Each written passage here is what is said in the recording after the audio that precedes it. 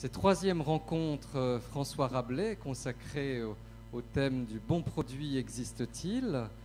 Merci d'être là à cette heure si matinale. Donc je vais tout de suite donner la parole aux personnes qui soutiennent activement et qui font que cette manifestation peut exister. Évidemment, Monsieur le maire de Tours est premier vice-président de la région Centre, Maurice Sartre, président de l'IEHCA, Michel Lusseau, président de l'Université de Tours, et enfin Jean-Marie Panazol, doyen du groupe économie-gestion de l'Inspection générale de l'éducation nationale. Et je salue la présence évidemment sur l'estrade ce matin du président de ces troisième rencontres François Rabelais, Jacques Maximin, qui nous fait l'honneur et l'amitié d'être avec nous, et évidemment de notre soutien le plus indéfectible, Jean Bardet, sans qui ces rencontres n'existeraient pas. Monsieur le maire, si vous voulez nous faire l'honneur de prendre la parole.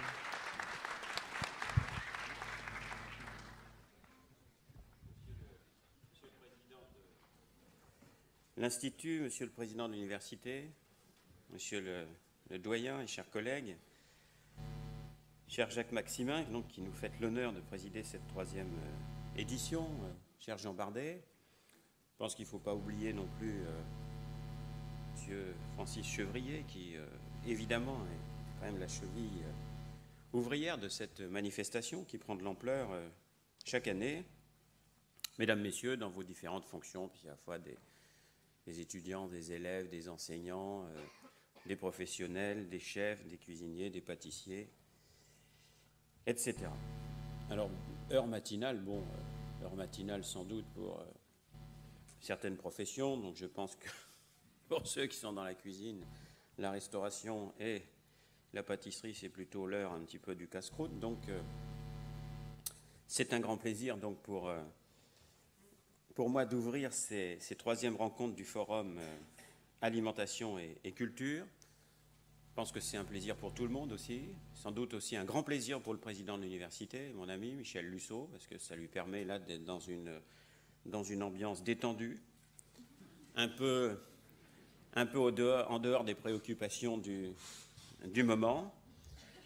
Et même si j'imagine bien qu'un certain nombre de personnes interviendront sur la question du bac professionnel en 3 ans, donc les questions s'adresseront à Jean-Marie Panazol, doyen donc du groupe économie et gestion, et donc le président de l'université et moi-même serons épargnés ce matin et nous pourrons donc goûter avec beaucoup de plaisir cette journée de travail avant évidemment de goûter aussi d'autres choses. Et il y a l'amour, mais il y a l'épreuve d'amour, c'est évidemment important. Ce forum Alimentation et Culture a pris de l'ampleur depuis la première édition en 2005. Donc il est composé des rencontres François Rabelais, dans lesquelles nous nous trouvons, et d'une série de manifestations culturelles et culinaires qui animent tout au long de l'année l'ensemble de la ville de Tours. Cafés gourmands dans les bars, des tours de table dans les restaurants, les mots et la bouche dans les librairies, etc. Je pense que l'ambition étant de faire à Tours sur la culture et la gastronomie, donc ce qui existe à Blois en matière d'histoire. Peu à peu, le forum est entré dans les mœurs tourangelles et il s'impose au-delà comme un lieu incontournable pour tous ceux que l'approche culturelle de la cuisine intéresse, et je m'en réjouis, et j'en fais partie. La région, la communauté d'agglomération, Tours Plus, la ville de Tours, donc apportent leur soutien à l'Institut, mise à disposition de la maison de Tristan, subventions diverses pour le forum, et nous marquons ainsi notre volonté de faire ici un haut lieu de la réflexion consacrée à la cuisine, à l'alimentation, à la gastronomie et à la culture. Donc tous ensemble, nous entendons consolider ce travail accompli, et donc je rassure aussi le président, enfin il n'a pas besoin d'être rassuré, il le savait, mais enfin je lui dis en public que nous renouvelons donc la convention qui lie ces institutions à l'Institut, et donc il aura un toit, du chauffage, du mobilier et de quoi fonctionner, ce qui quand même est intéressant. La greffe de l'IEHECA au sein de l'université François Rabelais a bien pris. Le développement de l'Institut rejoint le souhait du président de l'université de faire de Tours un pôle d'excellence, unique dans le paysage universitaire français, consacré au regard porté par les sciences humaines et sociales sur l'alimentation. Ce forum, donc alimentation et culture, est bien le résultat d'un partenariat qui fonctionne bien entre nous. Et grâce également au travail de l'inspection générale, économie et gestion, les rencontres sont aussi devenues un lieu de formation pour tous les enseignants, inspecteurs, chefs de travaux de la filière hôtellerie-restauration. Tours est depuis longtemps une terre de gastronomie, de savoir-vivre, mais aussi de transmission. Et Francis Chevrier, le directeur de l'IEHECA, nous dit que son ambition est de mettre à la portée des professionnels et du public tous les acquis récents de la recherche en sciences humaines et sociales afin de créer une véritable cuisine en action qui s'interroge sur elle-même et montre ainsi sa capacité d'évolution. Et c'est bien le sens du soutien de la région, de l'agglomération et de la ville que de permettre cette transmission et ces réflexions. Nous sommes un grand pôle touristique, puisque le Val-de-Loire, entendu de Saumur jusqu'à Blois, est la 3e destination touristique en France, après Paris et la Côte d'Azur, et c'est la première destination touristique pour les Japonais et pour les Chinois, qui viennent d'abord dans le Val-de-Loire avant d'aller ailleurs. Donc notre rôle est aussi de bien vous accueillir. Anthelme Brillat-Savarin nous disait que convier quelqu'un, c'est se charger de son bonheur pendant tout le temps qu'il est sous votre toit. C'est ce que nous nous emploierons à faire à Tours pendant ces 2 jours. Je ne voudrais pas terminer mon rapide propos sans saluer également Slow Food. Tours est une terre d'accueil pour cette organisation internationale dont le président mondial Carlo Petrini nous fait l'honneur de nous rendre visite, qu'il soit assuré de notre grand plaisir et de la joie de l'accueillir ici à Tours. Là encore, le rôle que s'est donné Slow Food de rééduquer au goût, au bon goût des aliments, rejoint notre ambition à Tours et les actions que nous mettons en pratique, notamment dans les accueils, dans les écoles.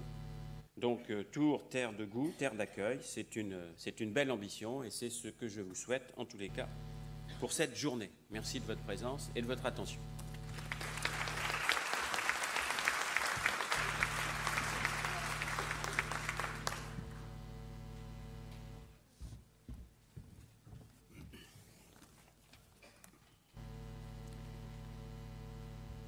C'est un plaisir pour moi d'ouvrir cette 3e rencontre François Rabelais, consacrée donc à un thème qui, je crois, est aujourd'hui porteur, comme on dit, et qui intéresse tout le monde. Le bon produit existe-t-il? Pour l'historien que je suis, la recherche du bon paraît presque nécessairement un parallèle à la recherche du beau. Et on peut se demander si effectivement il n'en est pas du bon comme il en est du beau, c'est-à-dire d'une notion relative. Relative parce qu'elle varie, on le sait bien, selon les temps, selon les lieux. Est-ce que ici, à Tours, nous nous interrogerons beaucoup pour savoir quelle est la meilleure forme de criquet à manger ou de serpent à déguster? C'est sans doute pas une de nos préoccupations, alors que ça peut être une préoccupation dans tel ou tel autre lieu de notre terre. Définir le bon, c'est donc d'abord une entreprise en soi. Qu'est-ce que le bon?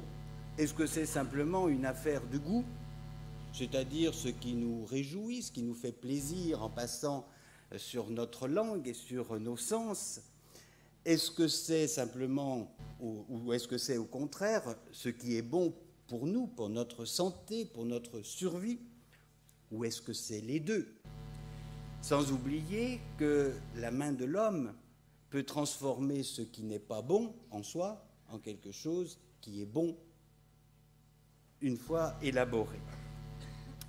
Ce souci du bon produit ne date pas d'aujourd'hui. Et l'historien de l'Antiquité que je suis se remonte nécessairement dans le temps, mais après tout, je crois qu'il est bon pour chacun, même pour ceux qui vivent dans l'instant, pour ne pas dire déjà dans le futur, de savoir qu'on n'a pas tout inventé et que les questions qu'on se pose aujourd'hui, on se les est parfois posées il y a 1000 ans, il y a 2000 ou un peu plus. Dès l'Antiquité, on a des classifications de ce qui est bon et de ce qui n'est pas bon.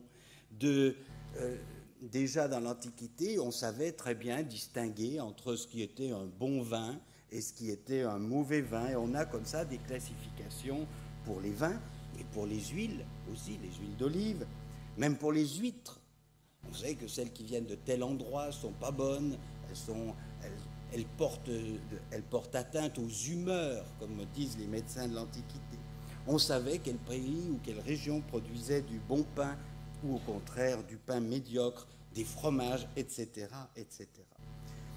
Il est vrai que pour l'Antiquité, comme pour sans doute d'autres périodes plus récentes, mais je ferai l'impasse là-dessus parce qu'il y a dans cette salle des gens bien plus spécialistes que moi des périodes plus récentes, le souci du goût paraît l'emporter sur le souci du bon produit pour le corps, pour l'organisme, mais pas complètement. Et déjà, dans les traités qu'on attribue à Hippocrate, comme chez le grand médecin Galien de Pergame au IIe siècle de notre ère, on se préoccupe de ce qui est bon pour l'individu. De même, les traités d'agriculture, dont on a plusieurs exemples, notamment dans la tradition romaine, les traités d'agriculture s'inquiètent beaucoup de savoir si un produit est bon au goût, est bon également pour la santé. Ce souci, ce thème qui nous réunit pour ces 2 jours, n'est donc pas seulement un thème d'actualité. Il est vrai que l'intervention de l'homme sur les produits accélère probablement les inquiétudes. On sait bien aujourd'hui quel est le débat sur la manipulation génétique des produits au sens le plus large, depuis les produits végétaux jusqu'aux produits animaux. Le souci de santé est probablement plus vif parce que nous avons plus l'impression de pouvoir agir sur notre santé que ne l'ont eu des générations antérieures qui subissaient plus ou moins, qui subissaient, quoi qu'il arrive, les aléas de la vie. Le souci donc de rechercher le bon produit s'explique probablement par le fait que nous avons plus de moyens d'agir, ou que nous avons l'illusion peut-être d'avoir plus de moyens d'agir pour faire que ce qui était des produits moins bons deviennent de bons produits, et nous procédons donc à des classifications plus systématiques. Cela dit, et je terminerai là-dessus car je n'ai pas l'intention de faire le colloque par avance, je crois aussi que la discussion sur le bon produit n'est pas une discussion sur laquelle on puisse mettre tout le monde d'accord. C'est bien ce qui fera la richesse probablement des débats qui nous réunissent pour ces 2 jours. Je ne voudrais pas terminer cette très brève introduction sans remercier ceux sans qui ces journées n'existeraient pas. D'abord, le ministère de l'Éducation nationale, représenté ici par Jean-Marie Panazol, doyen donc de l'inspection générale, qui apporte un soutien constant à ces manifestations et depuis le début en mobilisant tous les personnels de l'éducation nationale concernés par ce sujet et en apportant une aide infiniment précieuse.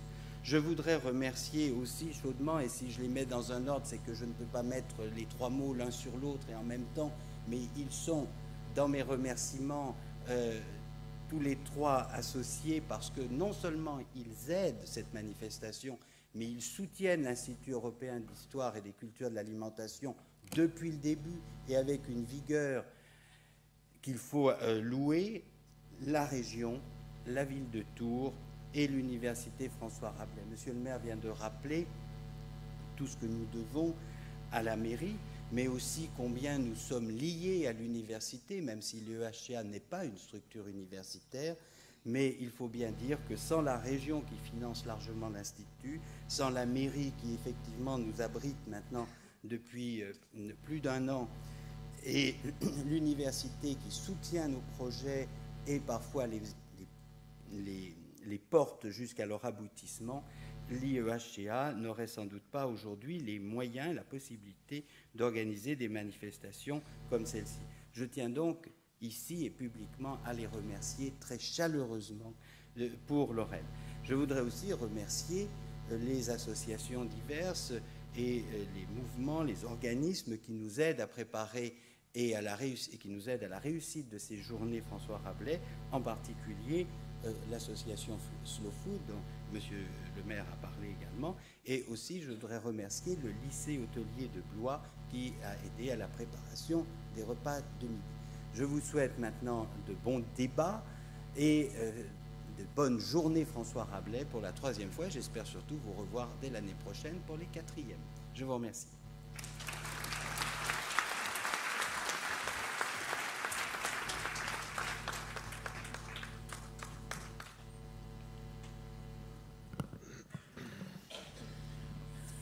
Monsieur le maire, cher Jean, monsieur le doyen, messieurs mesdames les présidents et présidentes, tous dans vos diverses fonctions, mesdames, messieurs, chers collègues, chers amis, je crois qu'il faut insister sur le fait que petit à petit, l'Institut européen d'histoire et des cultures de l'alimentation trace sereinement et vigoureusement son chemin.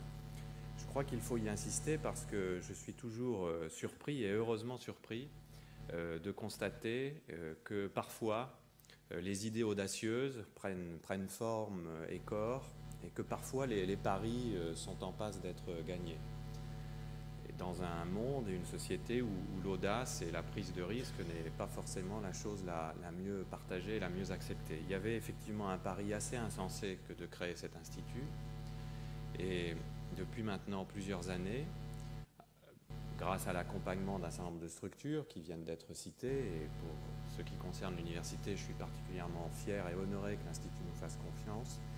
L'Institut a pu mettre en place ces rencontres, mais bien au-delà de ces rencontres, a pu commencer de constituer à Tours ce qui devient peu à peu un centre de référence. Et je crois qu'il faut insister sur toutes les activités de l'Institut, au-delà même de ces rencontres qui nous réunissent.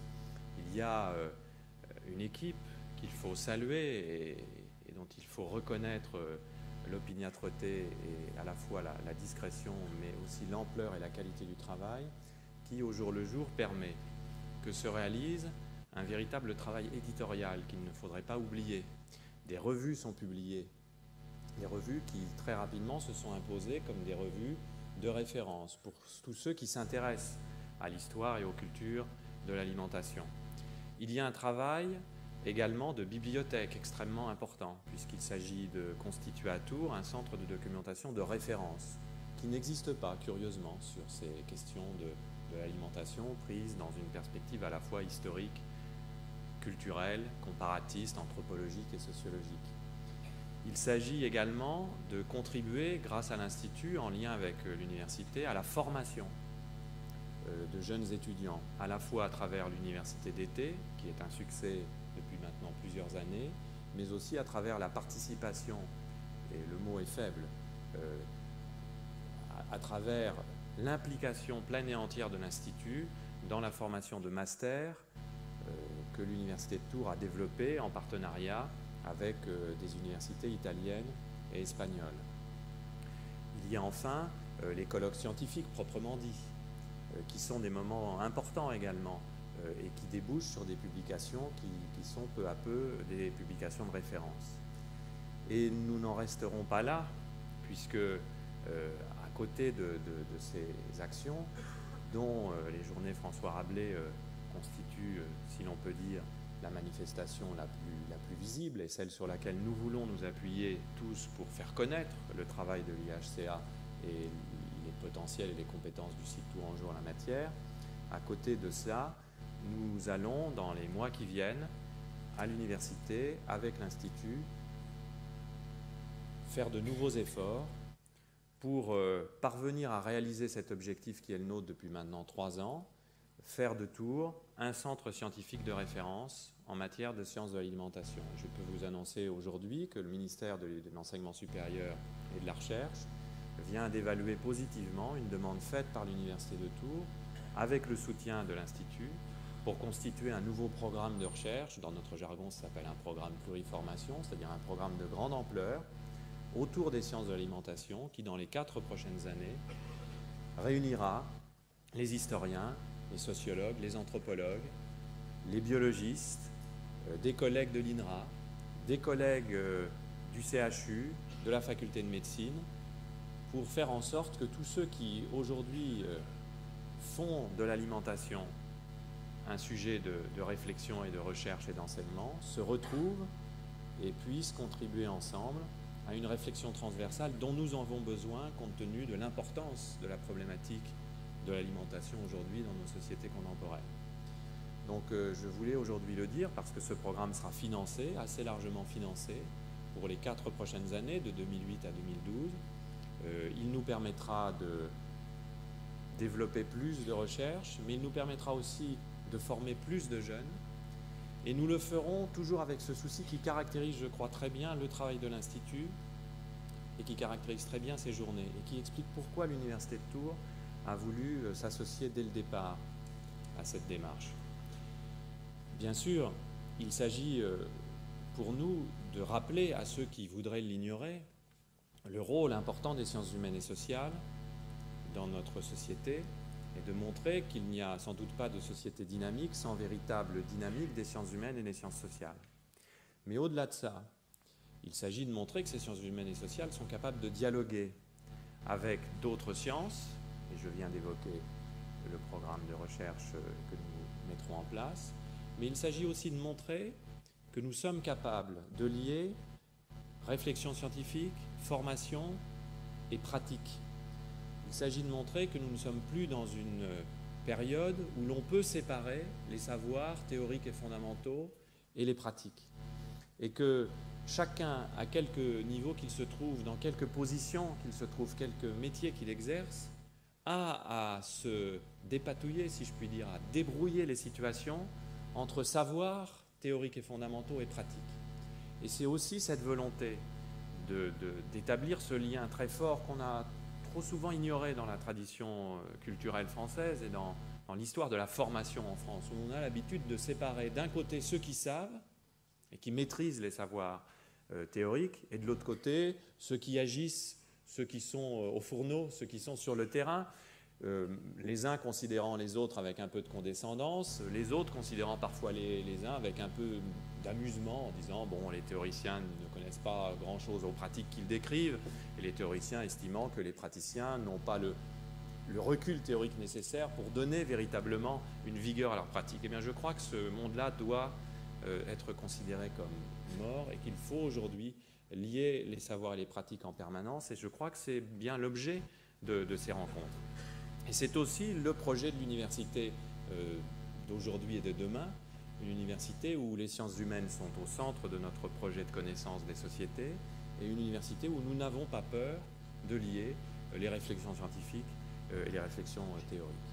Alors je m'arrêterai là, je ne voudrais pas rentrer dans le thème de ces journées, encore que, puisque je suis géographe par passion et par goût, peut-être simplement mentionner que le thème de ce colloque évoque immanquablement à un géographe la notion de terroir, dont il faudra un jour que chacun se rende compte qu'elle a été fondamentale dans la structuration des sociétés et des cultures françaises à une certaine époque, et dont il faudra un jour se rendre compte qu'elle est très spécifique à un univers culturel qui est le nôtre. Il n'y a pas forcément beaucoup d'équivalents, en tout cas portés à ce point d'importance dans d'autres pays européens et dans d'autres pays du monde, pas beaucoup d'équivalents à cette notion de terroir, et surtout pas beaucoup d'équivalents à l'importance de cette notion de terroir dans la structuration de l'espace français et de la société française, notamment à partir du XIXe siècle, autour des travaux qui ont été menés pour définir les terroirs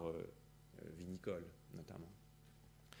Mais je ne voudrais pas rentrer dans ce débat que vous couvrirez bien mieux que moi. Je voulais simplement insister sur l'importance du travail mené par l'IEHCA, réaffirmer que l'université sera toujours aux côtés de l'Institut autant qu'elle le pourra pour développer son projet, et vous souhaiter à tous et à toutes de bonnes et fructueuses journées François Rabelais. Merci à tous.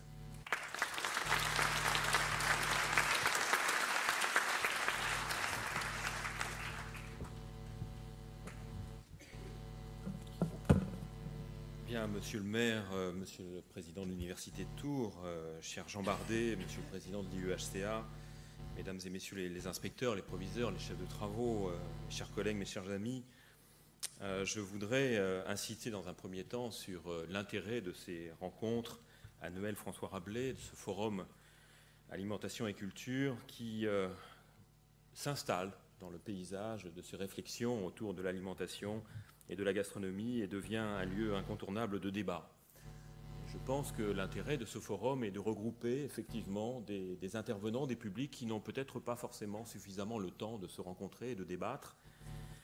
Les professionnels, bien évidemment, premier chef, reconnus, réputés, chacun dans leur domaine, détenteurs d'une parcelle de ce patrimoine gastronomique qui fait la richesse de la France.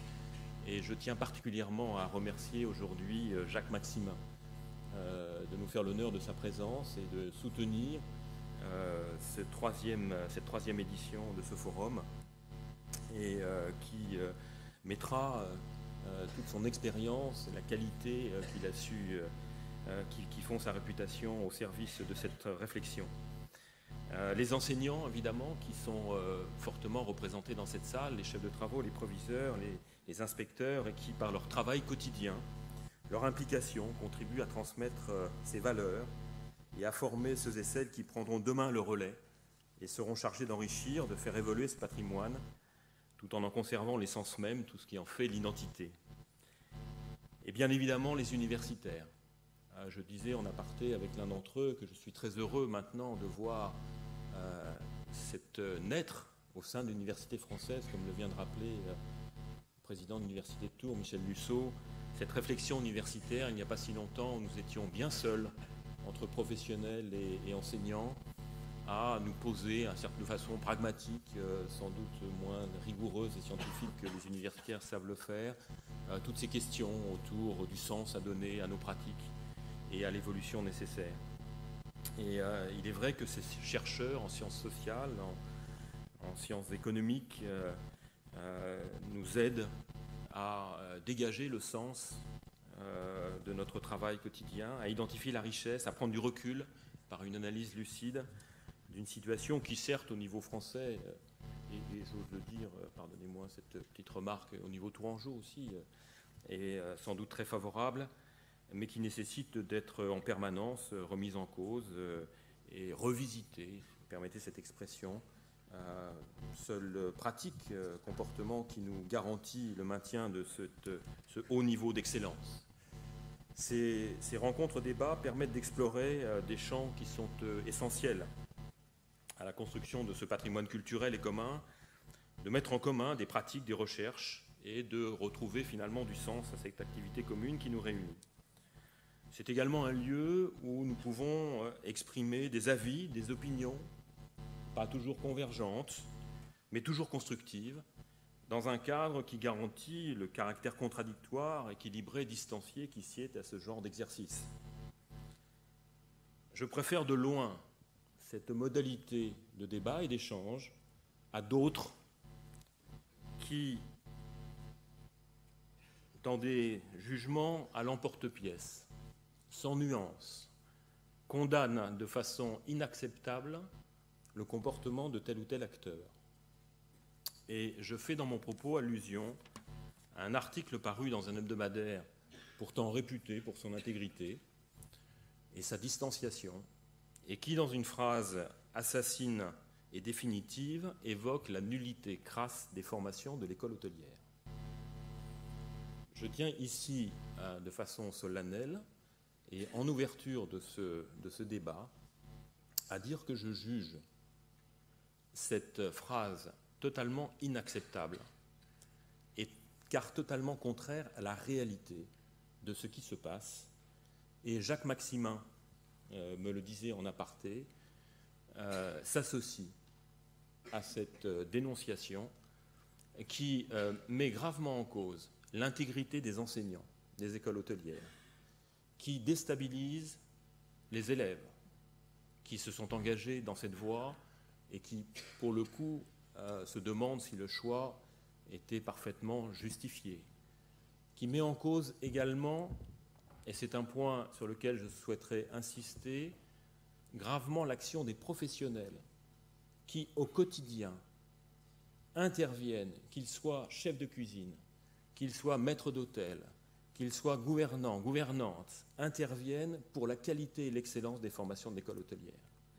Alors bien évidemment, si je n'avais pas senti une déstabilisation profonde de l'ensemble du dispositif, je me serais interdit toute intervention sur ce thème et je n'aurais pas jugé bon de répondre à une formule qui finalement ne mérite qu'un retour à l'envoyeur.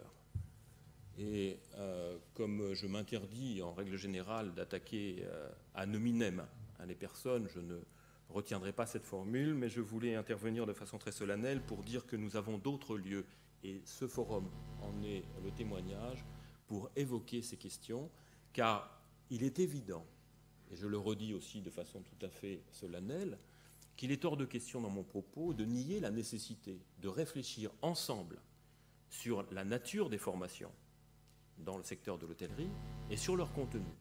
Je tiens simplement à ce que cela se fasse dans le cadre d'un débat serein, équilibré, et qui puisse permettre à chacun de pouvoir s'exprimer, de comprendre et d'évoluer dans sa conception. Je voudrais revenir de façon plus sur le thème qu'aujourd'hui nous allons évoquer pendant ces 2 journées au thème de ce colloque. Dans son introduction, le rédacteur du programme évoque des lieux communs, des mythes, des discours, et sur la gastronomie, l'alimentation en général. Et il est vrai qu'en matière de lieux communs, le comité d'organisation, et je salue son président Jean-Robert Pitt, qui nous rejoindra, a cette année pris quelques risques. J'en prends ma part de responsabilité dans ce choix, en retenant cette question d'apparence triviale du bon produit existe-t-il. Alors il est vrai que c'est un thème assez récurrent dans tous les échanges autour de la cuisine et de l'alimentation. Qui n'a pas entendu résumer par cette formule lapidaire le savoir-faire de grands chefs, ouvrez les guillemets, il faut choisir le bon produit. Certes, combien d'émissions de radio, de télé, de papier autour de ce thème du bien manger. Certains même en ont fait leur fonds de commerce. Pour autant, en cette période où la société s'interroge sur son avenir, comme souvent on accepte de remettre en cause certaines de ses pratiques en situation de grande inquiétude sur son avenir, sa santé, je pense que nous ne sommes pas en mesure de répondre à cette question sans se poser d'abord la question du sens. Qu'est-ce que c'est qu'un bon produit pour un consommateur, pour un chef de cuisine, pour un chef étoilé, pour une entreprise de l'industrie agroalimentaire? Le président Sartre a commencé à dévoiler certaines pistes de cette réflexion. Autrement dit, à partir de quels critères économiques, sociaux, environnementaux, techniques peut-on qualifier un produit de bon? Les acceptions du terme sont en effet nombreuses, et je en retiens quelques-unes, mais de façon assez triviale. Pour certains, un bon produit, c'est un produit authentique, forcément attaché à un passé meilleur. Et nous revoilà avec le mythe de l'âge d'or. Pour d'autres, un produit, c'est un produit sain.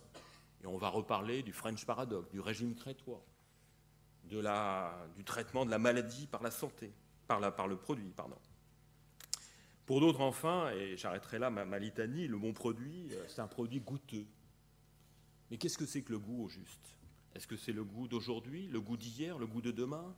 Cette question du goût d'hier, les plus anciens d'entre nous auront sans doute en mémoire le goût et l'odeur du lièvre qui mijote dans la cocotte de nos grands-mères et se souviendront de peut-être, pour mettre en perspective cette question sur le goût d'hier et le goût d'aujourd'hui. Je ne suis pas certain qu'aujourd'hui nos palais soient encore habitués à ce type de goût. Autrement dit, on voit bien tout l'intérêt de ces débats et c'est un peu autour de cette question que nous allons, pendant ces 2 jours, réfléchir ensemble, autour de tables rondes, de débats. Et je voudrais terminer ce propos en remerciant très chaleureusement les organisateurs de ce forum, toute l'équipe de l'EUHCA, son président Maurice Sartre, Francis Chevrier, Christophe Marion, sans lesquels cette manifestation n'aurait jamais eu lieu et surtout n'aurait jamais obtenu une telle notoriété. Voilà, je vous remercie. Simplement pour signaler, puisque cette question a été évoquée par des intervenants, que sur les questions techniques du Bac Pro 3 ans et des quelques sujets qui traversent la communauté éducative, je vous invite à venir demain matin à 8h pour échanger ensemble et nous en reparlerons bien sûr. Bon forum.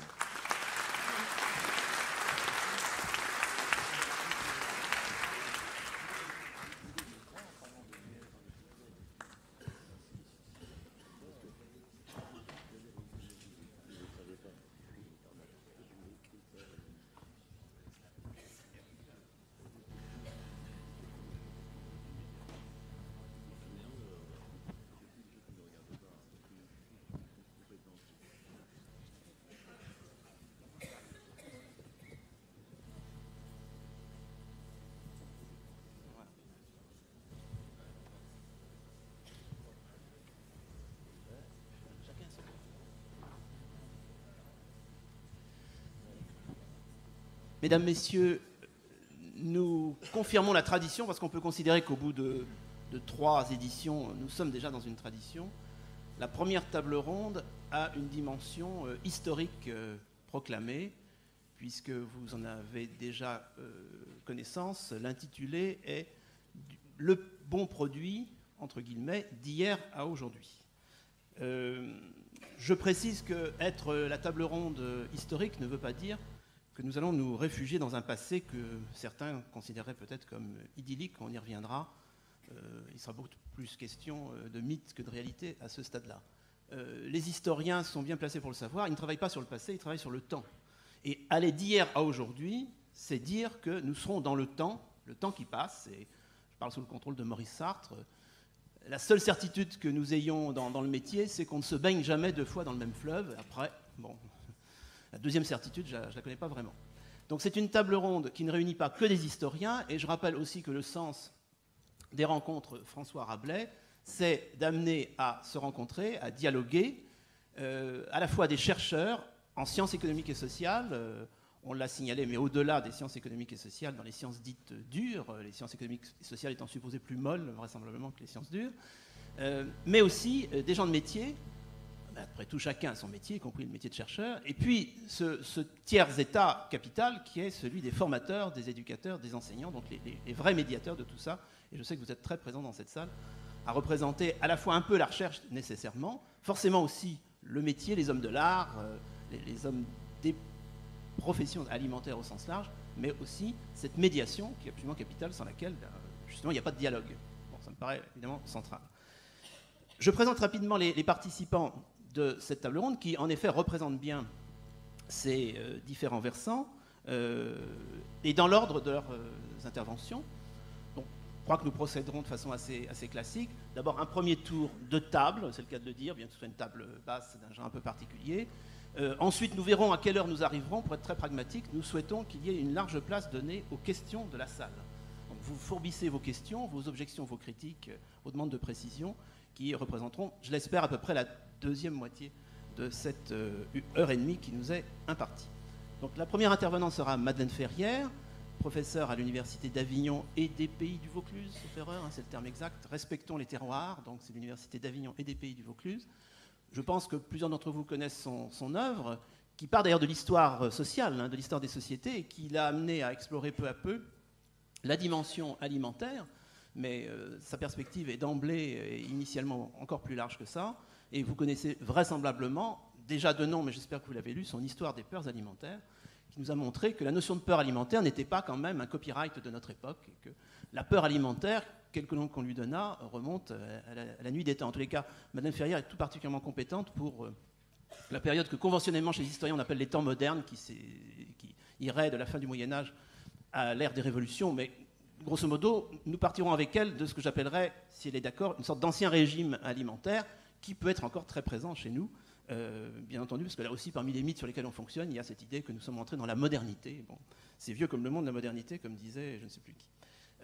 Madeleine Ferrière a publié cette année un deuxième ouvrage aux éditions du Seuil sur les nourritures canailles, dont on vous recommande aussi la lecture. Interviendra ensuite Sylvie Vabre, professeure agrégée à l'Université de Toulouse, Le Mirail, qu'on peut considérer comme la spécialiste mondiale de l'histoire de la société, Roquefort Société.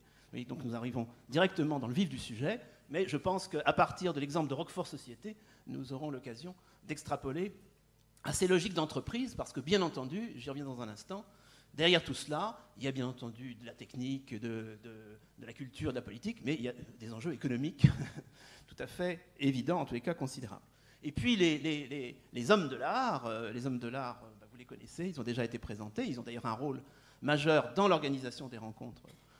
François Rabelais, Jean Bardet et Jacques Maximin, donc d'une certaine façon, je ne les représente pas, vous connaissez déjà leur histoire. D'ailleurs, Jacques Maximin a écrit il y a déjà quelques années un ouvrage qui s'appelle, je crois,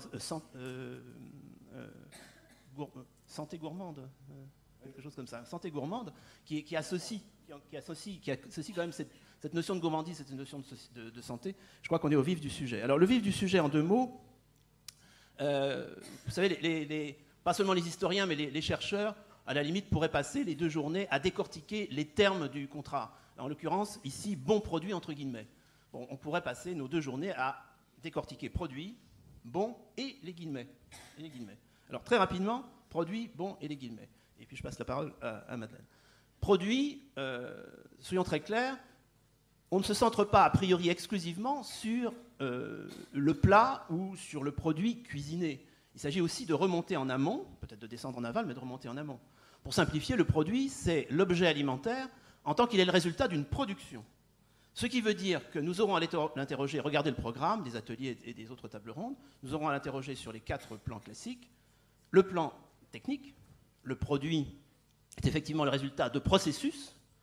Alors, les grands philosophes allemands du 19e auraient dit les procès, maintenant on dit les process. Donc, processus, procès, ça dit beaucoup de choses sur notre société, maintenant on dit les process. Donc, il y a un questionnement technique absolument capital.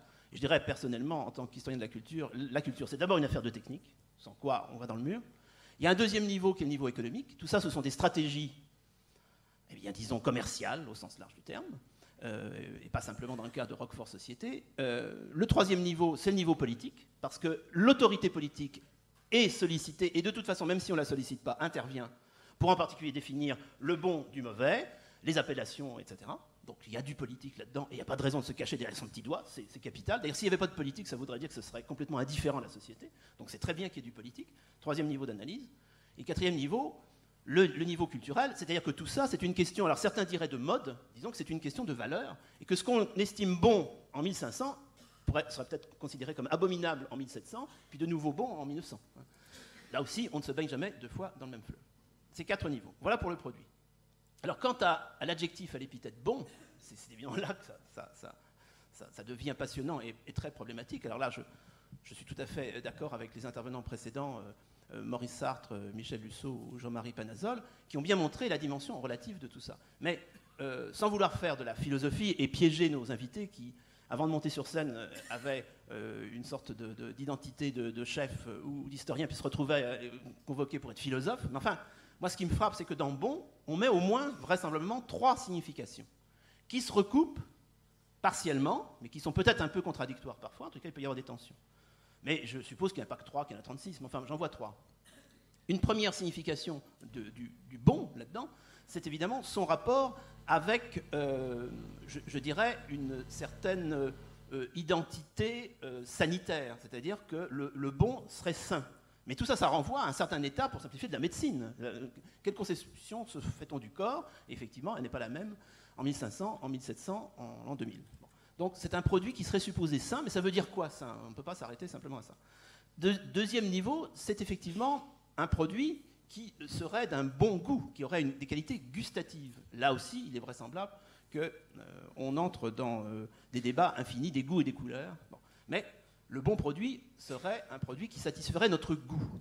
À ce propos, je voudrais signaler aussi bien aux cuisiniers qu'aux formateurs présents dans cette salle que ce que l'on ne sait pas, et ça c'est à mon avis très valorisant pour le métier, c'est que quand on dit aujourd'hui quelqu'un a du goût sur le plan musical ou sur le plan architectural ou esthétique, contrairement à ce qu'on croit, ça vient des cuisines. C'est-à-dire que le terme de goût était d'abord réservé à l'espace alimentaire et il a été transposé ensuite au domaine des grands arts. C'est pas le contraire. Hein. Gustus, c'était vraiment au départ, enfin je parle sous le contrôle de Madeleine, c'était vraiment une notion qui était réservée à ce sens longtemps considéré comme assez ignoble, bon, le goût alimentaire. Et peu à peu, ça s'est transféré vers les arts nobles, comme on le sait, on en souffre encore, c'est-à-dire la vue et l'ouïe. Les autres sont un peu en dessous de la ceinture, etc. Donc c'est quand même important de voir que c'est partie de l'alimentaire, contrairement à ce qu'on pourrait croire, c'est pas le contraire. Donc il y a une affaire de goût. Et puis le troisième niveau, c'est l'authenticité. Le bon produit, il serait authentique. Alors, ça veut dire quoi authentique? Vaste question, je pense qu'on n'aura pas trop de 2 jours pour essayer d'y répondre, sans doute complètement y répondre. Et moi, sans vouloir donc trop solliciter la philosophie, quand je récapitule santé, goût, authenticité, bah, moi je vois derrière la santé la notion de vrai. Il y aurait le vrai, il y aurait notre corps, bah, la science nous dit comment il fonctionne, c'est le vrai. Le goût, bah, ça c'est évidemment le bon, c'est le bon au sens strict du terme, c'est quasiment esthétique. Et puis l'authenticité, c'est le bien, c'est moral. On est authentique, donc c'est mieux que de ne pas être authentique, d'être inauthentique. Vous voyez que les enjeux sont quand même considérables. Alors je m'arrête là, je m'arrête sur les guillemets. C'est que tout ça, bah, effectivement, plusieurs des intervenants précédents l'ont déjà dit, c'est relatif. Tout ça, c'est très relatif. Tout ça, c'est dans la perception. Et on va s'en rendre compte avec déjà Madeleine Ferrière, parce que je pense que si on remonte les siècles, on se rend compte que la notion de bon produit a été quand même assez chahutée. Madeleine. Oui, merci. Excusez-moi, je vais d'abord partir d'exemples un petit peu d'actualité. Comme je suis historienne, vous l'avez dit, un historien cite ses sources. Alors ma première source, ben la voilà. C'est une histoire que vous connaissez sans doute, hein, vous l'avez peut-être lue à vos enfants. Un gâteau 100 fois bon. On nous dit comment faire un gâteau bon. Un gâteau bon, il faut de bons ingrédients. Un gâteau 5 fois bon, il faut 5 bons ingrédients. Et là, le chien et le chat font un gâteau 100 fois bon avec 100 bons ingrédients. Alors d'abord, classiquement, on met de la farine, du lait, du sucre, des œufs. Puis après, ils ajoutent de la confiture, parce que la confiture, c'est bon. Puis du fromage, parce que le fromage, c'est bon. Puis un concombre, parce que c'est bon. Et puis un os, bien entendu, pour le chien, une souris pour le chat. Et enfin, le chien et le chat mélangèrent toutes ces bonnes choses, plus du saindoux et des bonbons, des petits morceaux de graisse de veau et de la cannelle, de la bouillie et du vinaigre, du pain d'épices et du fromage blanc, du cacao et du chou, une tête d'oie et des raisins secs. Bref, toutes les bonnes choses, sauf le pain, qui, au goût du chat et du chien, n'était pas une bonne chose. Eh bien, je ne vous lis pas la fin de l'histoire, mais vous la devinez, et si vous l'avez lu à des enfants, vous verrez que eux aussi la comprennent, et que leur réaction, plutôt que miam miam, c'est burk. Et alors, en même temps que je lisais cette histoire à mon petit-fils, je trouve dans mon quotidien favori, La Provence pour ne pas le nommer, ce petit article qui nous parle d'un restaurant de New York. Un restaurant de New York a commencé à proposer à ses clients une pizza à $1000, couverte de caviar, de homard et de crème fraîche. Et le propriétaire du restaurant, qui s'appelle le Nino's, dit aux journalistes, c'est quelque chose de spécial, c'est une pizza pour des gens qui aiment le luxe, c'est la pizza la plus chère du monde. Alors on est d'accord, c'est la pizza la plus chère du monde, mais est-ce qu'elle est vraiment bonne? Alors tout ça sans plus de discours pour dire que, bien entendu, il y a un constat sur lequel on pourrait tous s'accorder, c'est qu'il ne suffit pas d'avoir un bon produit, au sens ingrédient, pour faire un bon produit fini, au sens d'un plat, d'un mets. Alors la question qui est ouverte, c'est savoir si la proposition inverse est vraie. C'est-à-dire si à partir de produits qui sont moins bons, on peut faire de la bonne cuisine. Alors c'est une question ouverte. Personnellement, comme j'ai longuement enquêté sur les nourritures ordinaires des temps passés, j'ai répondu que oui, c'était possible, mais là c'est uniquement un regard d'historien, parce que eh bien, l'historien de l'alimentation est toujours quelqu'un de frustré, puisqu'on travaille sur les mots et non pas sur les mets. Alors l'assiette est vide et on est un petit peu obligé d'interpréter. Alors s'agissant du passé, c'est vrai que je trouve rarement ces notions de bons et de mauvais produits quand il s'agit d'ingrédients. En revanche, je trouve des produits très connotés socialement. Des produits distingués, ou à l'inverse des produits vulgaires, des produits nobles, ou des produits moins nobles, ou des produits carrément ignobles. Et cela dans toutes les catégories d'aliments. La viande, n'est-ce pas? Il y a la chair d'un côté et les tripes de l'autre en bas de l'échelle. Les fruits et les légumes, vous avez les raves tout à fait en bas et les petits pois en haut. Les poissons, À l'échelle des poissons, je crois que depuis l'Antiquité grecque et romaine, que connaît bien notre ami Maurice Sartre, ça n'a pas bougé. Je crois qu'il y a une petite différence. Les gens de l'Atlantique mettraient plutôt en tête les poissons plats, le turbot et la sole. Les gens de la Méditerranée, plutôt les poissons de roche.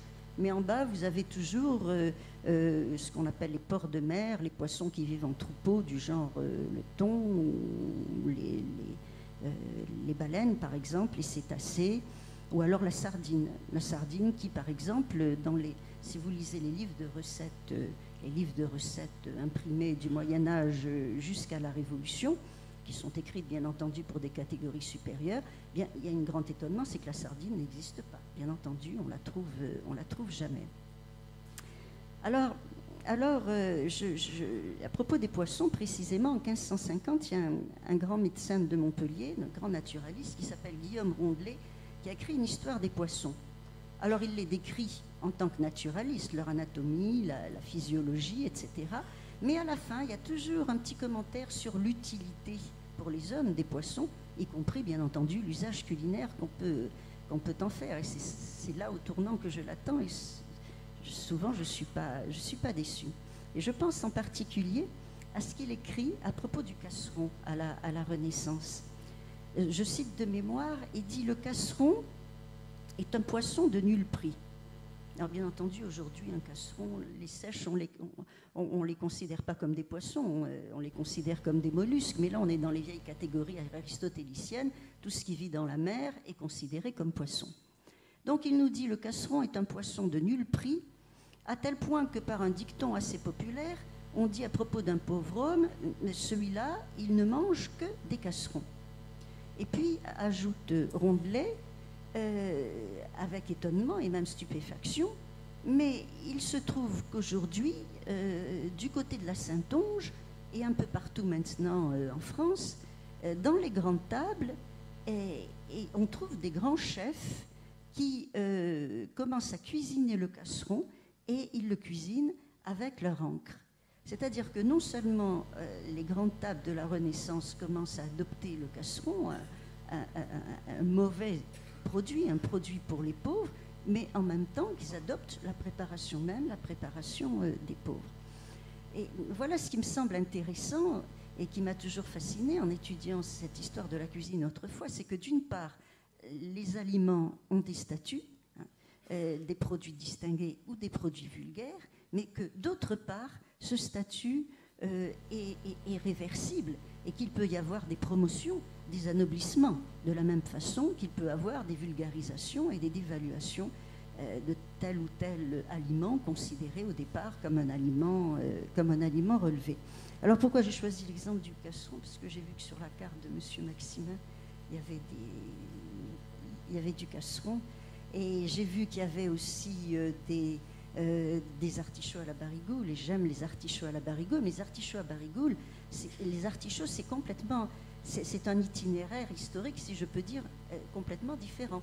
L'artichaut, ben, si vous allez dans votre musée à Tours, au musée des Beaux-Arts, il y a les œuvres d'un Tourangeau, Abraham Bosse, et pour illustrer le goût, il y a cette gravure qui est célèbre, où on voit un intérieur aristocratique du XVIIe, et face à face, une dame et un homme de la très haute société, et au milieu, sur la table, trône un artichaut, un seul artichaut, et très gros pour les deux, mais enfin, un seul artichaut. C'est dire si, à la période d'Abraham Bosse est à peu près contemporain de Louis XIII, l'artichaut est vraiment un produit de luxe. C'est pourquoi je me disais que dans votre carte, Monsieur Maximin, il y a toute la part d'invention, de créativité, mais il y a à la fois, comment dire, comme l'aboutissement et le témoin de va-et-vient constants qui se sont produits dans l'histoire des produits. Merci. Sylvie Vabre, alors, est-ce que...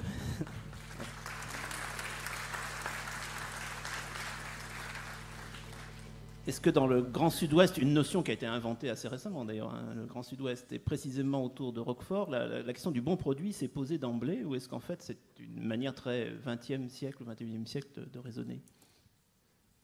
Le bon produit existe. Oui, ça marche.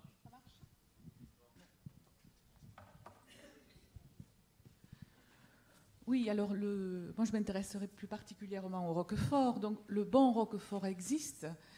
Il existe, notamment, il est célébré au XVIIIe siècle par Diderot, par Casanova.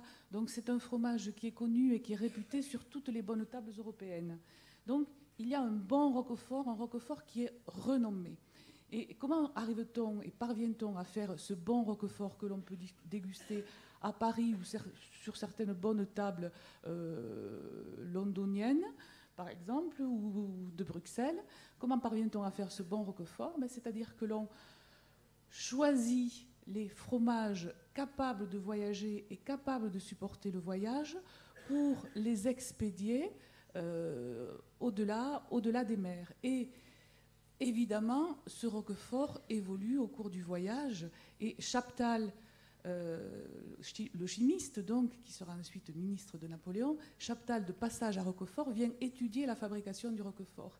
Et il constate, il se désole en disant, mais finalement, on ne peut goûter et apprécier le roquefort qu'à Roquefort même, à la sortie de la cave, parce que c'est là où vraiment il révèle toute sa saveur. Donc finalement, on se rend bien compte que pour déguster un bon fromage, tout est relatif. Et ici, les conditions de transport et le transport jouent un rôle fondamental. Ça, c'est la première des choses, je dirais. Si l'on s'attache maintenant à la définition de bon roquefort au début du XIXe siècle, on va dire que c'est un fromage qui est à pâte grasse, plutôt blanche. J'utilise les termes que l'on retrouve dans les archives. Donc un fromage à pâte blanche, grasse, persillé.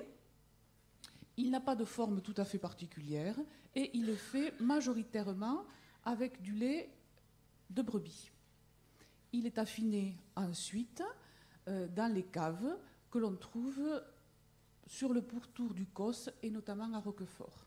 Donc vous voyez que c'est une définition du roquefort assez large.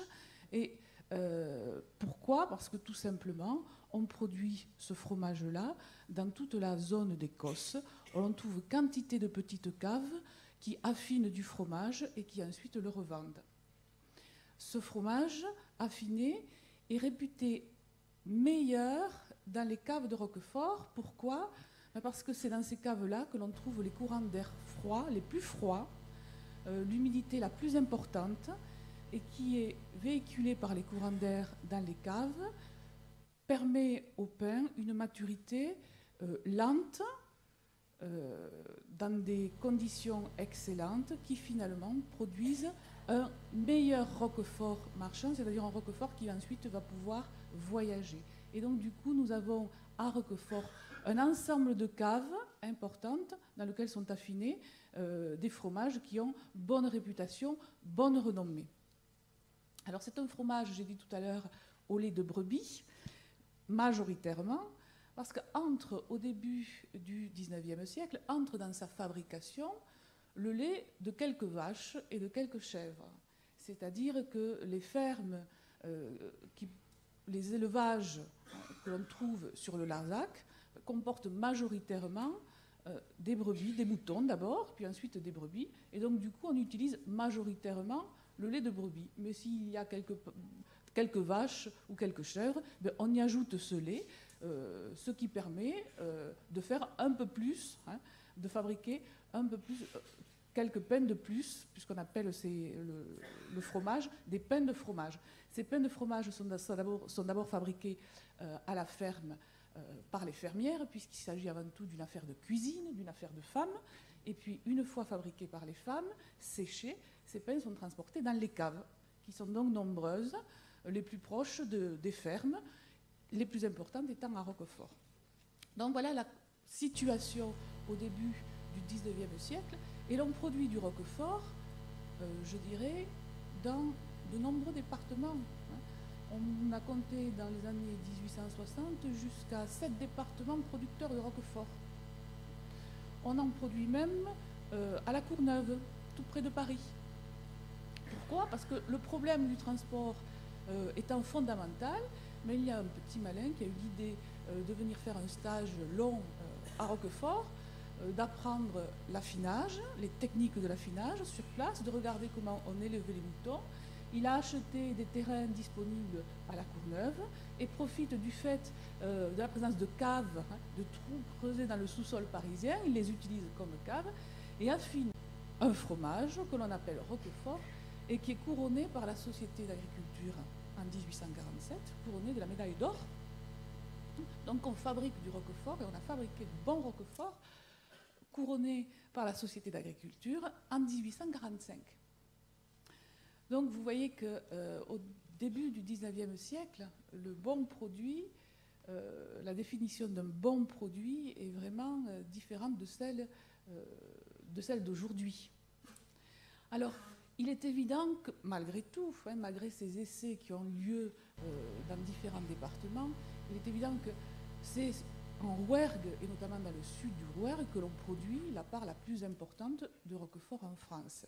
Et ce qui est intéressant, et c'est là que l'on arrive maintenant sur le terrain de l'authenticité, c'est qu'il y a à Roquefort plusieurs propriétaires de caves qui ont l'idée de s'unir. Alors ils sont à la fois très concurrents, bien sûr, mais ils sont aussi capables de s'unir quand il s'agit de promouvoir le Roquefort, le vrai Roquefort, celui qui est fabriqué à Roquefort. Et donc, toute l'histoire du XIXe siècle, c'est l'histoire en quelque sorte, l'histoire du Roquefort, c'est l'histoire en quelque sorte de la montée en puissance de ces entreprises qui, depuis Roquefort, vont progressivement s'organiser pour définir le vrai Roquefort, le bon Roquefort. Et donc lier l'idée de Roquefort avec une idée d'authenticité. Et la première des authenticités défendues par ces affineurs de Roquefort, c'est la cave. Un vrai Roquefort est affiné dans une cave qui est située à Roquefort, obligatoirement. Sinon, vous ne mangez pas de Roquefort. C'est un autre fromage, c'est un faux Roquefort, c'est un façon Roquefort. C'est-à-dire, il est fait à la manière d'eux, mais il est totalement différent. En réalité, on se rend bien compte que quand on regarde les archives, et notamment les archives de l'entreprise Roquefort Société, qui est appelée au XIXe siècle la Société des Caves, elle est née en 1851, c'est la plus ancienne entreprise fabriquant, raffinant du Roquefort à Roquefort. Donc quand on regarde les archives de près, on se rend compte que de temps en temps, quand ils ont beaucoup de demandes, et quand le Roquefort se vend bien, eh bien, ils s'organisent entre eux et puis ils vont chercher du Roquefort produit dans les caves voisines, qu'ils dénigraient 6 mois auparavant, mais ils s'organisent pour ne pas perdre le client. Donc on voit que cette notion, malgré tout, même pour ceux qui veulent évidemment la défendre, de temps en temps, il y a quelques écarts à la règle, parce que tout simplement, le commerce veut que l'on ne manque pas l'occasion de vendre. Mais ces entreprises s'organisent donc et progressivement font admettre, je dirais d'un point de vue général, par quantité d'actions, le fait que finalement, un bon Roquefort, un vrai Roquefort, va être affiné dans les caves de Roquefort.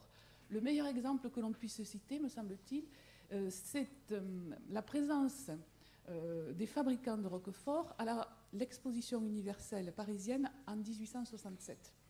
En 1867, la Société des Caves est présente à l'exposition internationale donc, et propose, crée sur place à Paris, sur le Champ de Mars, des caves factices, avec une visite des caves, 2 cabannières qui ont été dépêchées exprès depuis Roquefort, c'est-à-dire il y a plus de 800 km, qui sont venues donc pour accueillir le public.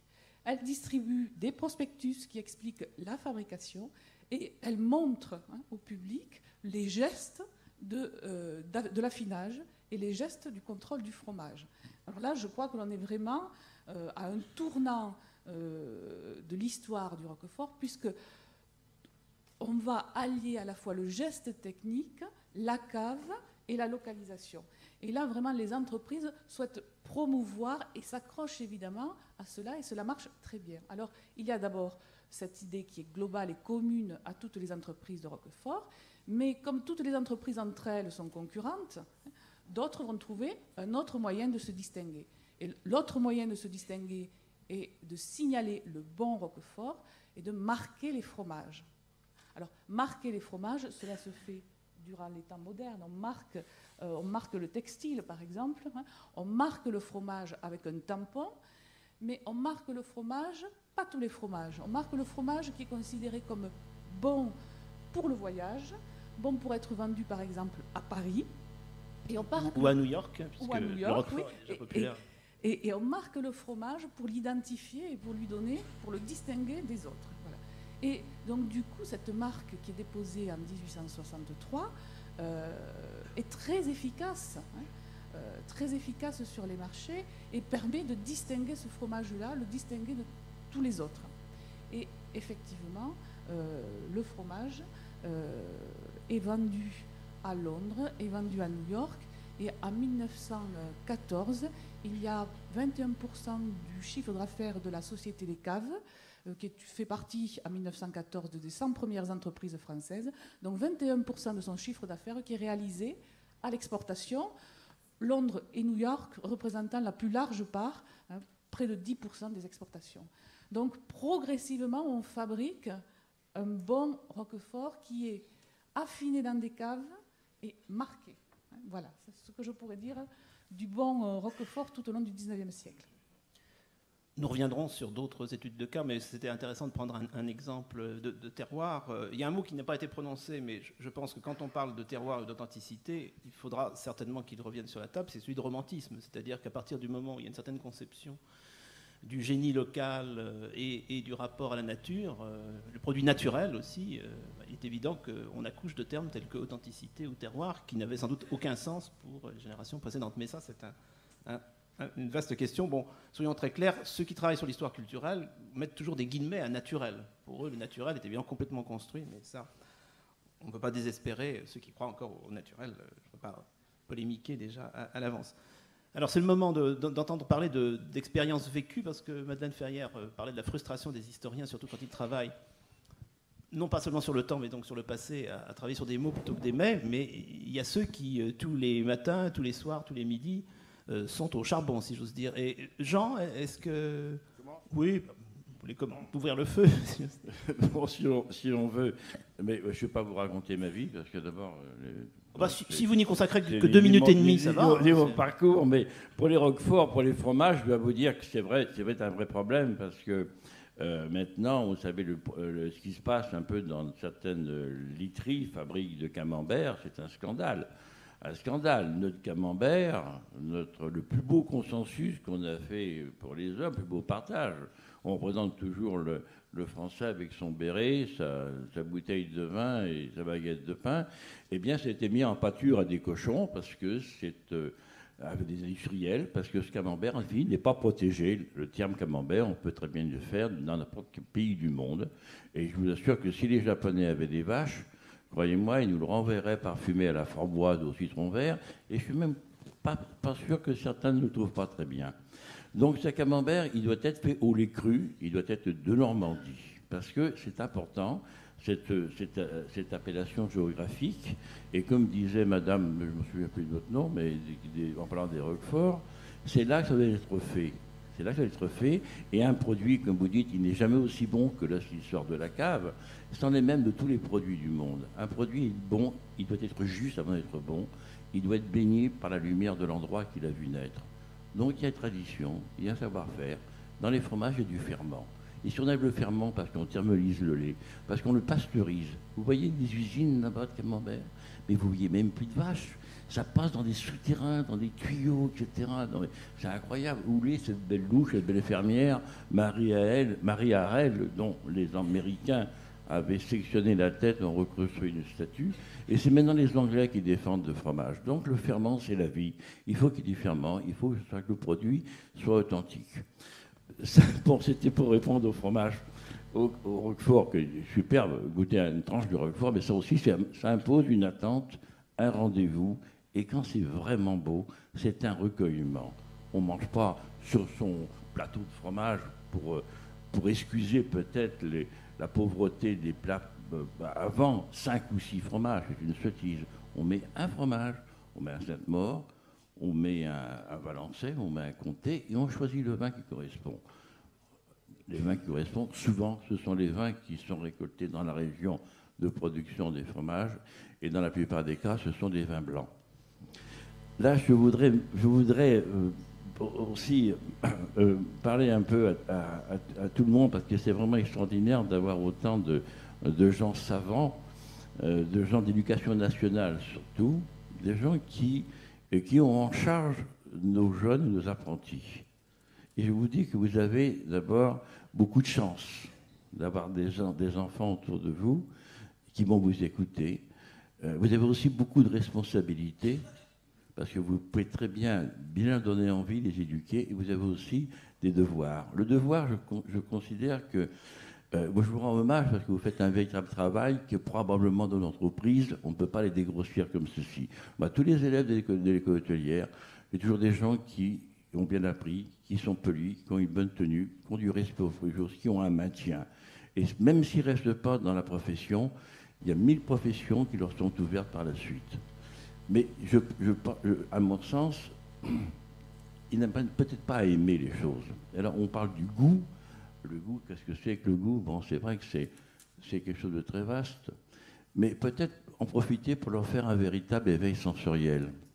Parce que s'il faut voir, il faut être né, comme a dit Goethe, pour apprécier, il faut se cultiver. Et se cultiver, mais c'est savoir simplement utiliser ses sens. C'est tous les jours se poser des questions. Il faut dire aux enfants que vous avez un nez, des oreilles, des palais, même aux grands du reste, parce qu'on emploie des fois les mêmes mots avec des gens de 50 ans, qui eux sont certifiés. Ce sont des appareils de mesure, ce ne sont pas des ornements. Et avec cette sensibilité que vous allez acquérir, eh bien vous allez devenir libre. Vous allez avoir le choix. Vous allez avoir un appétit discriminatif. Vous pouvez traverser la vie, même les moments les plus difficiles, parce que vous avez une certaine sensibilité. Donc ça passe par une éducation. Et le goût c'est quelque chose de merveilleux, le goût. D'abord, à chacun son goût, c'est vrai. Chacun son goût, il est fait pourquoi? Parce qu'on a été façonné quelque part, d'une manière inconsciente, souvent, par son éducation, par l'endroit où on a vécu, par sa famille, par le joli petit plat dont parlait M. Panazol tout à l'heure, ce civet de lièvre qui dort dans la cocotte, ça sent bon, gonflant avec une larme de cognac, on ajoute 2 oignons. Mais ça aussi, les gens ont été façonnés par ça. La cuisine de la mer, eh bien, la soupe de la mer, le potage, c'est les meilleurs potages qu'on ne retrouvera jamais. Ça, et par contre, lorsqu'on va au restaurant, lorsqu'on met dans sa table, on est toujours en permanence à la recherche de cet éveil sensoriel que l'on a eu étant enfant. Donc c'est une très grave responsabilité. Je vous dire autre chose, je ne me souviens plus ce que je voulais dire. C'est déjà très bien, Jean. On voit que vous êtes un éternel romantique. Hein, non, mais pas du tout. Mais je trouve que le goût, c'est vraiment merveilleux, le goût. C'est merveilleux, pourquoi le goût? Parce que moi, toute ma vie, je me suis forcé au goût. Et je dois beaucoup à des gens comme Robert Pitt, comme j'ai lu ses ouvrages, avec notre ami Jacques Puiset, qui a fait des choses. Le goût... on parlera du produit peut-être plus tard si j'en ai le temps. Le goût, c'est quelque chose de merveilleux parce que c'est gratuit. C'est gratuit, c'est comme l'air. Ça ne se vend pas, ça ne se jette pas, mais ça se cultive. Vous vous rendez compte de la beauté qu'on a? Pourquoi un produit va être meilleur ou pas meilleur? Non, il n'est pas meilleur, il est plus juste. Quand j'entends des corneaux qui achètent des pizzas au caviar à $1000. Non, mais ça n'a absolument aucun sens. Quand on sait, par exemple, que dans le caviar, il y a beaucoup moins de richesse organoleptique qu'on peut en avoir dans un jambon cru d'Auvergne. Pitoyable. Donc, il faut penser que le bon produit, ça doit être avant tout un produit qui vous raconte son histoire. Comme un vin, on a des états parcellaires, des régions déterminées. C'est là où on sait où la neige fond le plus rapidement en hiver. On a adapté des terroirs. Et l'appellation contrôlée, ce n'est que des usages locaux, loyaux et constants. Donc c'est un respect de la nature qui était fait par l'observation des climats, des temps et des cépages qui sont adaptés à cet endroit. Eh bien, les produits, c'est un peu pareil. On dit, bon, maintenant, moi, je mange que de la rate du Touquet. Bon, ben, je veux bien la rate du Touquet. Mais moi, j'ai un jardin, je peux vous assurer que dans mon jardin, je sais dans quel endroit va bien pousser la pomme de terre. Et la binge est une bonne pomme de terre, la charlotte est une pomme de terre, la rosette est une bonne pomme de terre. C'est comme les hommes, s'ils sont mal élevés, ils ne donnent pas le meilleur. Vous avez des pommes de terre qui sont élevées arrosées avec des pesticides, des engrais, avec des hydravions, des avions au Kenya, etc. Ça n'a absolument aucun sens, parce qu'elles ne sont pas justes, parce qu'on n'a pas tous les sels minéraux, toutes les vitamines qu'elles doivent avoir. Donc je crois qu'il faut vivre un peu de cueillette, un peu d'offrande, et puis un bon pigeon, ben, c'est bien. Qu'est-ce qu'il mange, votre pigeon? Ah, du maïs? Ben, je crois que c'était pour les vaches. C'est bizarre. Vous comprenez? C'est ça qui est important de savoir. Et puis aussi, on goûte, on apprécie, on en parle. Et puis avec tout ça, il sera peut-être possible, vous voyez, c'est de dire non. Non, je n'achèterai pas un poulet de classe A en tête de gondole à 1,90 € en grande surface ou ailleurs parce que c'est nul. Ça ne m'apporte absolument rien. Ça n'apporte absolument rien parce que là, on est en train de dévier complètement sur la santé. Est-ce que c'est bon pour mon corps? C'est des choses qui n'existaient pas avant. Les gens mangeaient que des produits de saison. La saison, c'est quoi la saison? Parce qu'on est fabriqué comme ça. C'est simple, on est en hiver tout de suite. Moi, hier soir, c'est vrai, j'ai mangé avec Massima, on a mangé une belle géline de Touraine avec des patates sautées. Donc, vous voyez, c'est quand même c'est simple. Mais croyez-moi qu'elle était drôlement bonne parce qu'on y avait pensé avant. On l'avait bien arrosé et tout. Bon, on avait 2-3 truffes à mettre avec, mais je veux dire, par là, c'était quand même pas mal. Et donc, on mange des racines, on mange tout de suite des produits qui sont plus riches en cellulose, des fromages sont plus riches, on mange des gibiers, on mange des châtaignes, des poires, ces poires juteuses et fondantes, etc. C'est pas non plus pour faire original être obligé de bouffer des racines, des légumes oubliés. Et croyez-moi, la plupart de ces légumes oubliés, ils n'ont pas été pour rien. Parce que moi, si je veux manger de l'artichaut, je ne vais pas acheter un Helianthus annuus. Bon, ça c'est une chose. Alors la santé, le pas de la santé, c'est vrai que la santé, c'est bon pour mon corps, etc., parce qu'il faut que je mange tout, etc. Ce sont des questions qu'on ne se posait pas avant, parce qu'on avait peut-être une activité physique plus importante, mais parce qu'on vivait de cueillette, on vivait des choses produites. Et nous, la France, je dis bien, comme disait M. Panol, c'est l'épicentre du bon goût au monde. Il n'y a aucun pays au monde que je connaisse, mis à part peut-être la Tasmanie, où on peut y avoir une telle variété de produits, une telle saisonnalité. Donc pourquoi aller faire venir des choses qui n'ont pas d'intérêt? Je ne veux pas dire que les fraises du Chili tout de suite sont mauvaises, elles sont même probablement aussi bonnes que les premières garrigues qui nous arrivent dures et acides au mois avant la saison, de toute façon.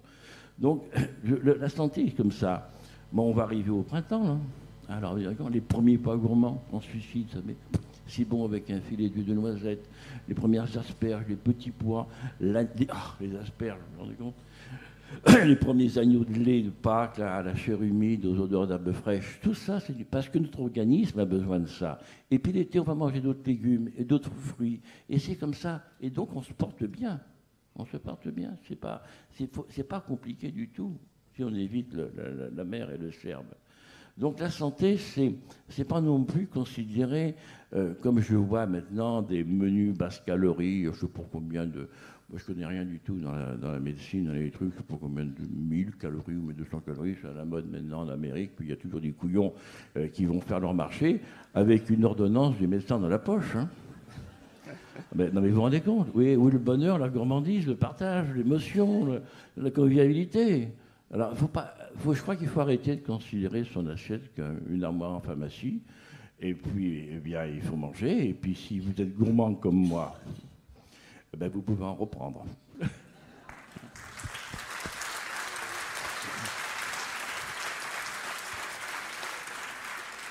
Bien, oui, Jean, on va en reprendre avec Jacques. Alors, le bon produit. Alors, mesdames, messieurs, bonjour d'abord. Vous avez compris pourquoi j'ai insisté pour que Jean Bardet vienne à cette tribune. D'accord. Alors, moi, je ne suis pas tellement... Naturellement, je n'ai pas l'élocution de mon compagnon. Je suis plutôt un homme de réflexion et un homme de terrain. Alors, je viens de noter que je suis d'abord cuisinier avec une forte tendance à ne pas dénaturer le bon produit. Alors, puisqu'on est là pour parler du produit, et des produits de façon générale. J'entends souvent dire on ne trouve plus de bons produits. Alors moi, je vais vous poser la question à tous, parce qu'en fin de compte, le débat, il faudrait quand même qu'il puisse démarrer, parce que l'heure tourne, et on va vous passer certainement le micro. Moi, je suis disposé à vous répondre, ainsi que Jean, sur vos questions, parce que je pense que l'essentiel, vous avez certainement tous envie de nous poser des questions, et on est là pour vous répondre. Jacques, je peux quand même vous poser une dernière question avant les questions de la salle, mais dès votre enfance, votre jeunesse, votre formation, vous avez entendu parler du bon produit. Est-ce que pour vous c'était évident, ou est-ce que d'une certaine façon votre regard a changé sur cette notion de bon produit? Écoutez, moi j'ai 60 ans, donc j'ai traversé ma vie professionnelle avec un compagnon, et ce compagnon c'est le bon produit. Sinon, j'aurais pas pu traverser 30 ans de 2 étoiles Michelin sans écueil si j'avais pas respecté justement ce produit. Voilà. Et pour vous, le respect, c'est une question de... Le respect, oui, vous savez, j'ai aussi noté un bon produit, oui, mais aussi il faut un bon savoir-faire. Parce que vous savez, on rencontre souvent que des gens avec un produit extraordinaire, de première qualité, première fraîcheur, et à l'arrivée, la transformation est tellement compliquée, tellement illisible, que ça devient une devinette pour retrouver le produit. Alors bon, moi je suis tout à fait contre ça. Certains d'entre vous, là, cuisiniers dans la salle, je pense, savent ce que ça veut dire que de masquer le bon produit. Et ça, c'est une erreur majeure dans la cuisine française. Et je demanderai à tous ces jeunes qui démarrent dans le métier de ne pas sombrer à l'appel des sirènes des médias dans une espèce de dérive culinaire qu'on est en train de vivre maintenant, mais de se pencher davantage sur le choix et l'origine du bon produit. À commencer à savoir reconnaître un bon produit d'un mauvais produit. Voilà. Bon, une dernière question, Jacques. Je sais que je vous soumets à la torture, là, en train de rissoler quelque part, mais bon, pour vous, le bon produit, c'est, si j'ai bien compris, comme le veut la tradition culinaire, et pas seulement française, mais surtout française, c'est quand même une question de géographie, c'est-à-dire qu'il faut qu'il respecte un terroir, et c'est aussi, puisque Jean l'évoquait, une question de temps, il n'y a pas qu'un espace, c'est une question de saison, c'est-à-dire qu'on ne peut pas manipuler ni le terroir ni la saison, c'est ça. Alors, d'accord, mais le bon produit, c'est d'abord aussi respecter les saisons, naturellement. Faut manger les fraises. Enfin, moi, personnellement, je fais des asperges quand c'est le moment, je fais des fraises quand c'est le moment. Et je subis pas, comme disait Jean tout à l'heure, les gondoles des supermarchés, l'appel des sirènes des couleurs du produit de façon systématique. J'essaye justement de respecter la saison et son produit. De toute façon, le produit, si on parle de la France, il n'est bon qu'en vertu de sa saison. D'accord, on mange des asperges là au printemps, mais bon, disons que l'été, ça passe moins bien. Bon, bien sûr, ça vient du Pérou, ça vient du Brésil, que sais-je encore.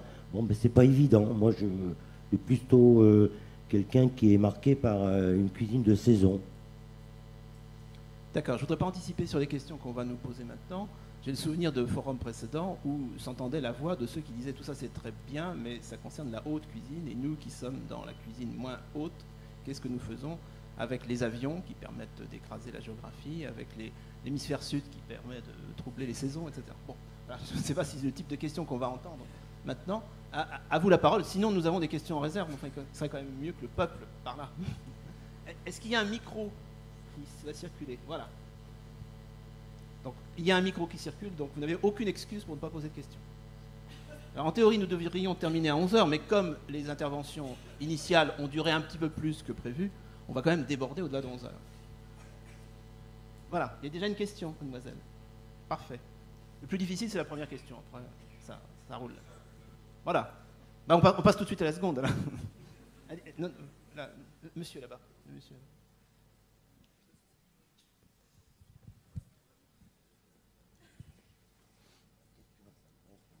Merci monsieur. Peut-être que chacun peut se présenter en 2 mots. Hein. Oui, bonjour. Alain Jacquet, INAO. On est dans le vif du sujet là. Oui. Du centre de Caen, où je fais de la délimitation.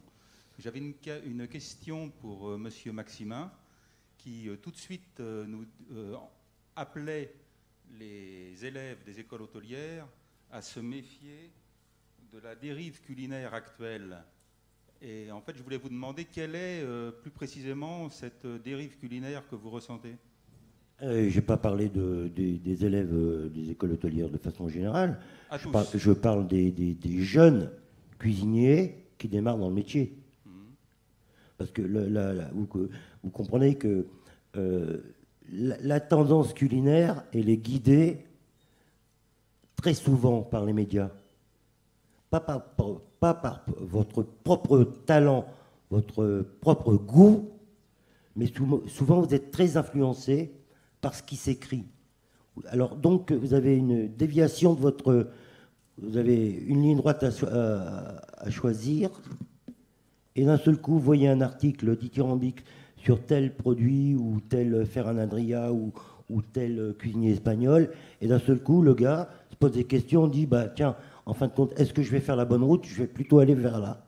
Alors je mets en garde tous ces jeunes qui démarrent de ne pas se laisser influencer par cette forme de médiatisation d'une cuisine qui ne me convient pas tout à fait. Merci. Une autre question? Oui. Derrière, là. Faire passer le micro derrière. Merci. Bonjour, Marie-Noëlle Guérin de Sopexa. J'avais une question à vous poser. Est-ce que M. Horry, vous n'avez pas raté une des possibilités de définir le bon? Par rapport à tout ce qu'on a entendu à l'instant, je me demande si le bon, c'est pas aussi par rapport à l'usage qu'on veut en faire. On a vu que le Roquefort, il fallait qu'il soit bon à l'arrivée, en Angleterre, à New York, etc. Un bon produit aussi, c'est peut-être si on veut le manger cru, très proche de sa nature, excusez-moi pour les guillemets, n'est-ce pas là qu'on a vraiment besoin d'une certaine notion de bon?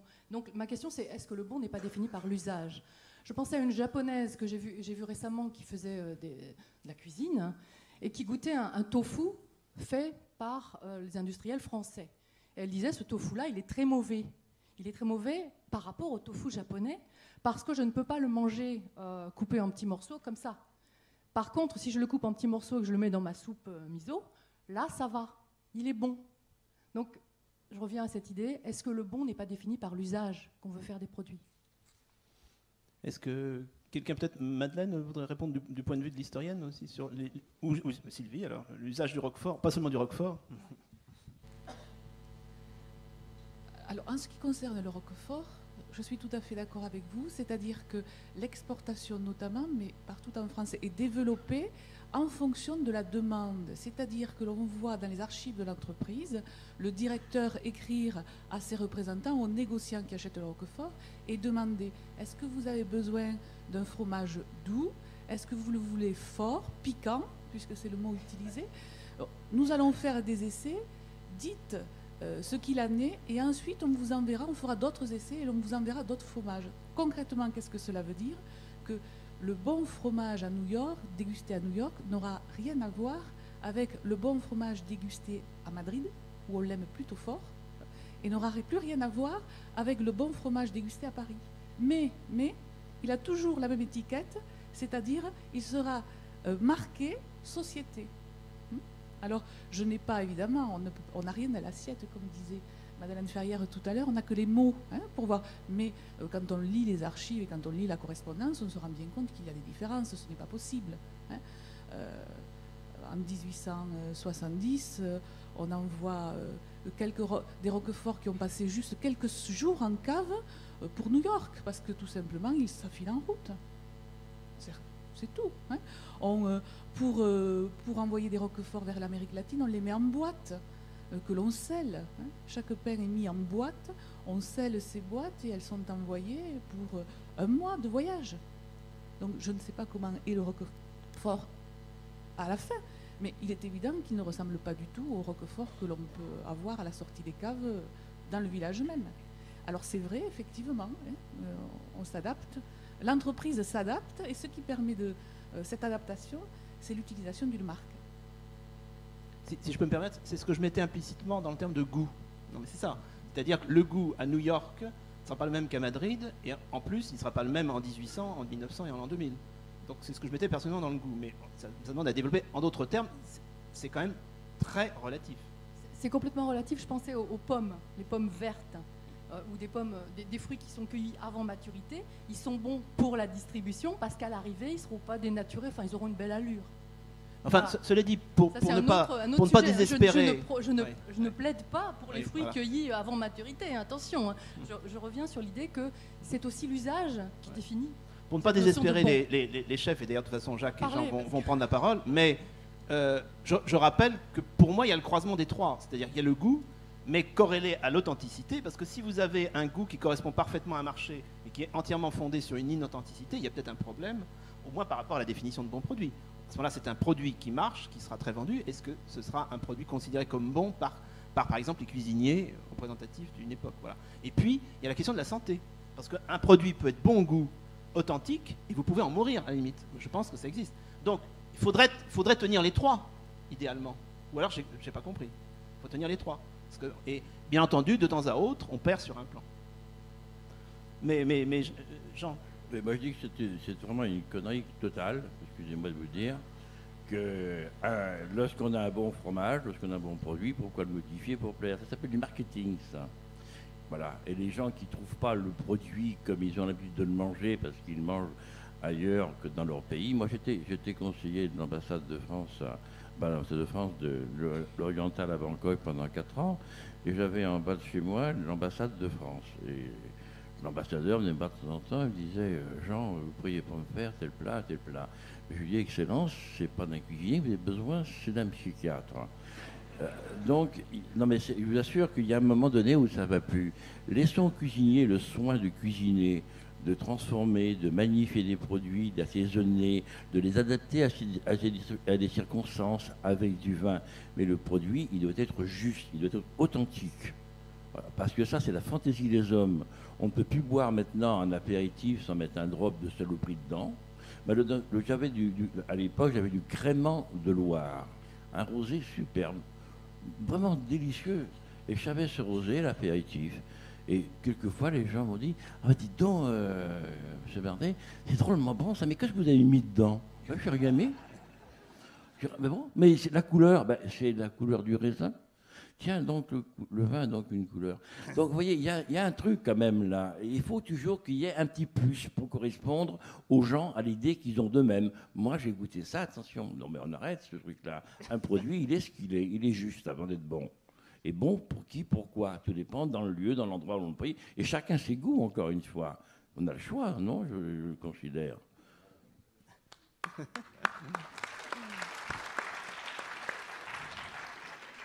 Alors, autre question.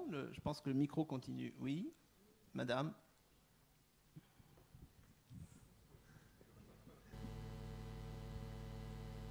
Laurence Bérard, CNRS. Le bon produit est souvent malmené par les normes d'hygiène. Et c'est une question qui pose de plus en plus problème et qui est quelque chose de très contemporain, directement lié à la circulation des biens. Et on observe sur le terrain, nous qui travaillons avec Philippe Marchonnet sur les productions localisées et qui avons rencontré énormément de producteurs, nous nous rendons compte des questions énormes que soulève l'application des normes d'hygiène actuellement, qui sont souvent des épées de Damoclès, y compris pour les fromages ou les crus. C'est un peu ce qui s'est passé dans l'exemple que vous donniez du camembert, c'est plus compliqué que ça, mais deux ou trois grosses industriels se sont dégagés de l'appellation d'origine contrôlée pour pouvoir continuer de fabriquer le camembert, mais au lait pasteurisé. Et je voudrais également préciser à ce propos que souvent l'application des normes d'hygiène arrange bien les industriels parce qu'eux savent très bien faire. Par rapport aux petits producteurs, par rapport aux fermiers qui, eux, ont de plus en plus de difficultés à appliquer ces normes, qui sont de plus en plus chères et qui ont quand même un impact sur la diversité culturelle au sens le plus large.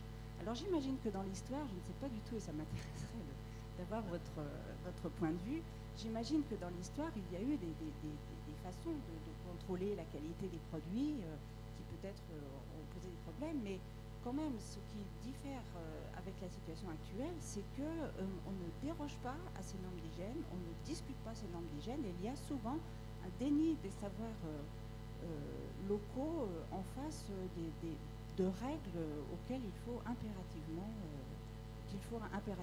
respecter. Avant de donner la parole à Jean et Jacques, qui, quand ils entendent le mot normes d'hygiène, doivent déjà commencer à grimper au rideau, je donne la parole à Madeleine, qui est très haut le rideau, Madeleine Ferrière, qui est quand même, effectivement, puisque je parlais de spécialiste mondial à propos de Sylvie tout à l'heure, quand même la grande historienne des peurs alimentaires et des normes que l'on a essayé de poser quand même. Oui, mais c'est vrai qu'il y a déjà pas mal de temps. À partir du moment où on a inventé la notion de standardisation pour avoir un produit contrôlé, la standardisation, c'est-à-dire un produit normé avec une composition constante. À partir de ce moment-là, c'était la porte ouverte à l'industrialisation. J'ai vu tout le débat dans les années 1880 à propos du lait. Bon, c'était normal, il y avait les risques de propagation de la tuberculose. Mais alors, qu'est-ce que c'est qu'un lait standardisé? On voulait aussi lutter contre le mouillage. Bon, vous savez, on ajoutait de l'eau au lait. Donc, on voulait contrôler, être sûr qu'il y avait une certaine dose de matière grasse. Mais qui avait les instruments nécessaires pour pouvoir calculer que le lait avait tout le temps la même dose de matière grasse? Dès qu'on invente la notion de standard, de produit constant, forcément, c'est le produit industriel qui l'emporte sur la diversité des productions fermières et artisanales. Voilà. Alors, c'est vrai que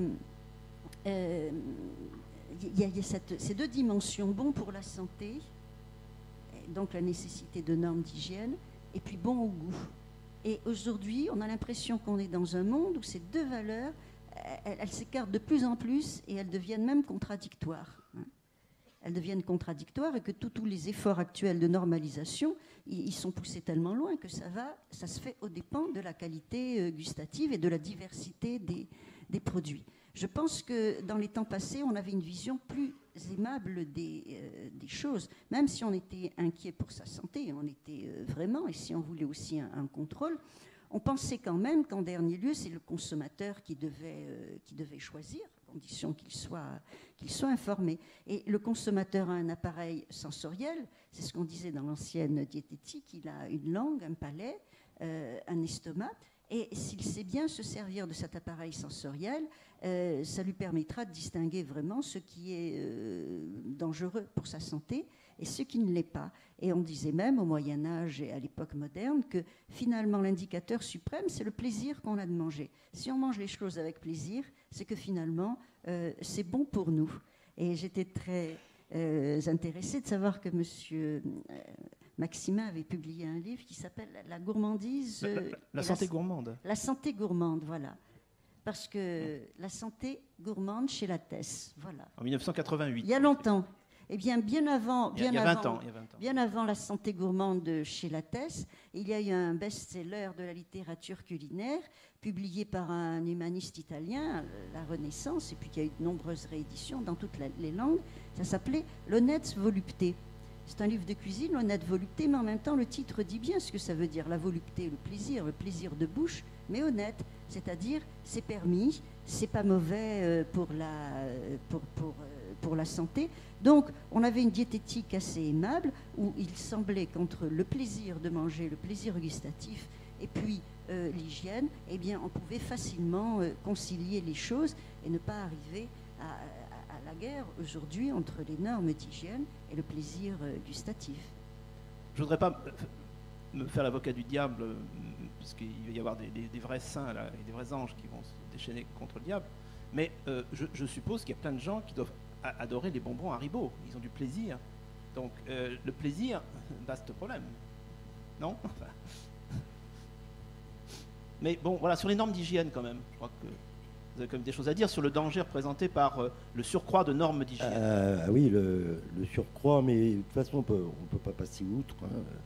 Les normes d'hygiène, ce qu'on appelle maintenant HACCP. Moi, actuellement, je suis... remarquez, c'est un bien. Hein.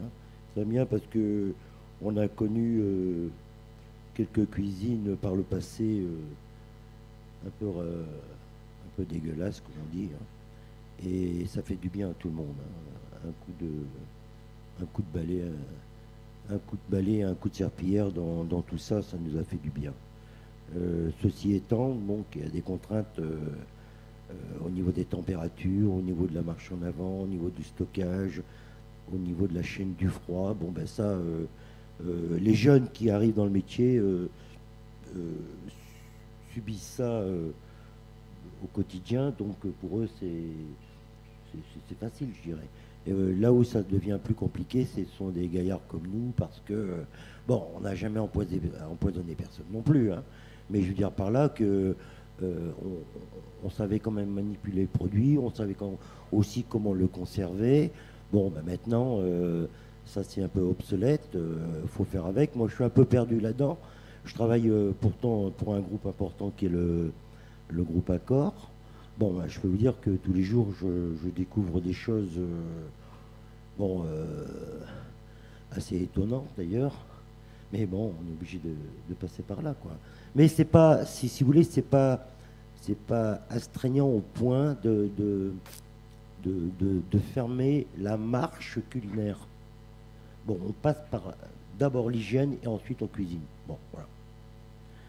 Parce qu'auparavant, c'était en cuisine et on pense à l'hygiène après. Je pense qu'il était question des normes culinaires, moins peut-être dans les cuisines que dans les processus de fabrication de produits. Petite remarque personnelle, ce que je propose est extrêmement hypothétique, mais enfin, je ne suis pas le seul à le penser. Il faudrait peut-être travailler ça. Il y a quand même quelque chose de la confrontation entre, sinon deux cultures, en tous les cas, plusieurs cultures.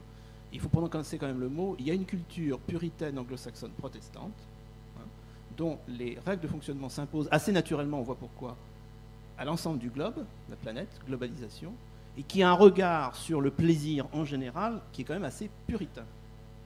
Et ça vaut pour l'alimentation, ça vaut pour la sexualité, ça vaut pour beaucoup de domaines.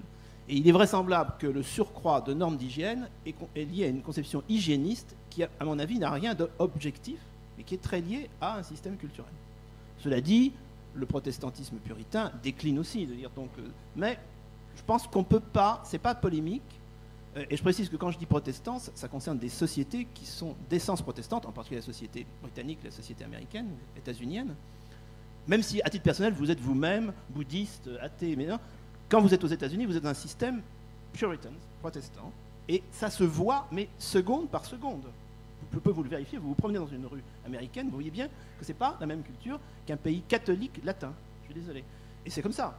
Mais quand on parle de normes d'hygiène et d'hygiénisme, je ne peux pas, quand on voit l'origine de ce discours hygiéniste, m'empêcher de considérer qu'il y a une dimension de culture qui fait que ces normes d'hygiène ne sont pas absolues, elles sont aussi relatives. Simplement, qui a le pouvoir? Voilà. Qui sont les rapports de force? Et il est vraisemblable que, par exemple, en ce qui concerne les normes d'hygiène alimentaire, le rapport de force s'est trouvé déplacé quelque part entre 1900 et 1970 vers des pays, je maintiens une dernière fois, protestants anglo-saxons. Voilà. Remarque, après on en fait ce qu'on veut. Peut-être une dernière question, parce que bon, on s'est donné 15 minutes de plus, peut-être pas quand même plus que 15 minutes. Voilà. Oui, une question. Jean-Pierre Chevalier, inspecteur académique à Aix-Marseille. J'ai une précision d'abord sur l'histoire de la pizza à $1000. Donc il y a une morale à l'histoire, c'est que le restaurant a été fermé à la suite d'un contrôle d'hygiène. Voilà. J'y suis pour rien. Hein. Je voudrais poser une question, j'ai envie de la poser de manière un peu provocante, surtout pour nos amis cuisiniers. Je voudrais leur demander si l'azote est un bon produit. Ou je vais la poser de manière plus positive, je vais dire, est-ce que la cuisine déstructurée respecte le produit? Vous répondez en 1 ou 2 minutes. Hein. C'est une très bonne question. Ça. Sinon, on y passe la journée. Ça, c'est une très bonne question. Ben, je vous assure que c'est vrai qu'il y a Ferrandria, tout le monde le connaît, mais lui, c'est vraiment un gars très bien. Mais ces émules, par contre, sont dangereux. C'est grave, parce que la cuisine, elle doit avoir absolument une signification. Et l'on doit dans son assiette des choses qui évoquent des souvenirs, qui évoquent la mémoire, on a une jouissance palpable et concrète, immédiate. On ne peut pas manger des choses qui n'en sont pas, c'est trop facile, vous comprenez. On avale de l'air, on avale des choses qui ne sont rien. C'est normal que les gens soient frustrés. lorsqu'on est heureux lorsqu'on reçoit des caresses, et lorsqu'on reçoit des caresses, on peut les donner. Donc, prenez des beaux repas d'antan, où il n'y avait peut-être pas ces normes d'hygiène dont parlait madame, mais c'est vrai que ces normes d'hygiène vont en revenir en vitesse. Si on cherche bien, malgré les 12 analyses que sont obligées de faire les usines de camembert, malgré les analyses qui sont faites en aval avec les laits des vaches, malgré les analyses, si on cherche bien, je vous assure qu'on trouvera encore une petite saloperie dedans qui va encore pousser plus loin. Et à ce régime-là, on prendra même le goût du pain. Donc pour revenir à la cuisine moléculaire, ce sont des sottises. Ce sont des sottises parce que c'est des sottises que ça ne correspond à rien. Ça n'a pas de valeur, ce n'est pas palpable. Ce sont des modes un peu que l'on fait, et c'est disons fait par certains cuisiniers qui veulent se faire remarquer aussi, parce que vous savez, lorsqu'on est atypique, on a tout de suite les médias. Un vigneron qui va faire du vin avec 350 grammes de résiduel au litre, qui a une boucle d'oreille, une queue de cheval, puis qui est un peu sale, eh bien, il a une chance d'avoir un article dans le canard et d'être reconnu par des guides, par des journalistes. Et c'est vrai que même les guides actuellement, eh bien, ils font moderne, voyez-vous. Alors je crois que on n'est qu'une transmission du savoir. Nous ne sommes pas des artistes, nous ne sommes pas des créateurs. Enfin moi, en ce qui me concerne, je ne me souviens pas avoir inventé, enfin, et encore je ne suis pas sûr, parce que ça a dû être fait avant moi, plus d'un ou deux plats dans ma carrière. Par contre, je les ai adaptés, je les ai aménagés avec les circonstances, avec des gens, avec l'évolution de la vie, avec les nouveaux comportements de vie qu'ont les gens, les nouveaux comportements alimentaires. Il faut qu'un cuisinier aille vers la société, comprendre leurs besoins, et même peut-être bien des fois, on peut quelquefois les influencer. Mais restons dans le palpable, dans le concret, dans le bon goût. On ne va pas au restaurant, comme dit Jacques Maximin, pour poser des devinettes. Et qu'est-ce qu'il a mis là, le chef? On ne sait pas, parce que c'est un ballon que l'on crève. On fait cuire les œufs avec de l'azote. Vous avez tous, mesdames et messieurs, c'est bien connu, 1 litre d'azote dans votre frigo pour faire cuire les œufs. C'est connu, ça, n'est-ce pas? Donc, on arrête de bouffer avec des pailles, et tout ça, ça n'a vraiment pas beaucoup de signification, et ça perturbe un peu tout le monde. Alors, bien sûr, on nous dit les Espagnols, maintenant, ils font mieux la cuisine que les Français. Moi, je me souviens, en Espagne, j'y allais il y a 30 ans, il n'y avait qu'un cul de lapin aux artichauts sur une carte postale. Je n'ai pas vu grand-chose de plus que ça. Mais enfin, disons que c'est emparé par la presse, par les gens, et ça fait curieux. Donc, vous êtes dans ce genre de restaurant-là, vous mangez généralement une douzaine, voire une vingtaine de plats. Donc, vous ne les mangez pas, parce que ce sont des cuillères ou ce sont des verrines. Vous allez au restaurant, on vous sert déjà 5 verrines. Moi, quand je commande un plat au restaurant, je n'ai pas envie de me boire 3 ou 4 potages, des jus de je ne sais pas quoi, des machins de je ne sais pas quoi, avec une paille, une petite crème et tout. Donc tout ça sont des modes qui existent. Et puis après, le garçon vous amène des plats. Et les plats, alors vous savez, on pose des plats, on pose 4 assiettes, ils se regardent, on lève les cloches là, comme des fusées en Irak, d'un seul coup. Et les grands regardent leurs 2 bouchées dans l'assiette. Et alors, le garçon, le maître d'hôtel, pose autour de vous et dit, ici, vous avez le saumon qui a été machiné. Et là, je vous recommande de commencer par ça. Et ici, vous avez la structure craquante du vaporeux et machin. Alors, en vérité, il ne faut plus de temps pour expliquer le plat pour que vous le mangez, parce qu'il a tourné les pieds et il a mangé. Alors...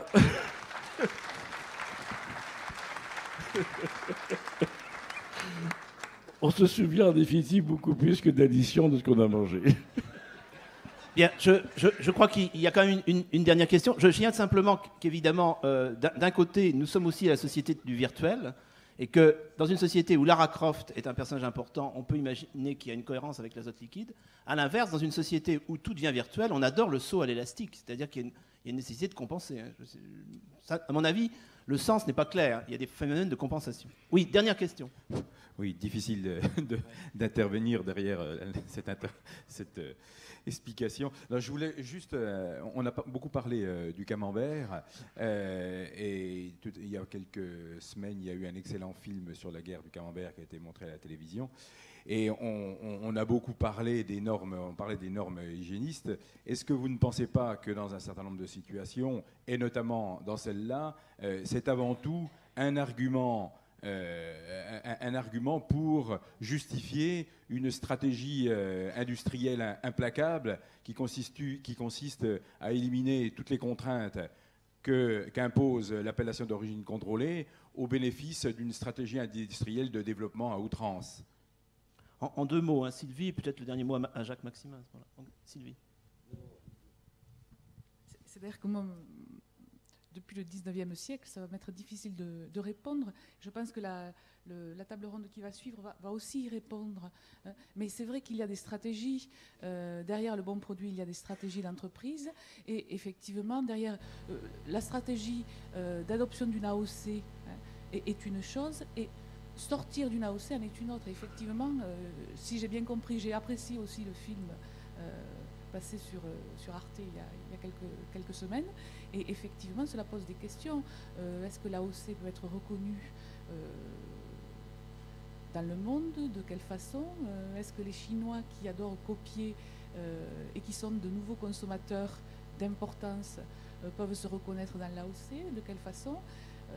Il y a de multiples façons d'y répondre. La façon qu'a choisi le groupe Beignet, c'est de quitter l'AOC, visiblement.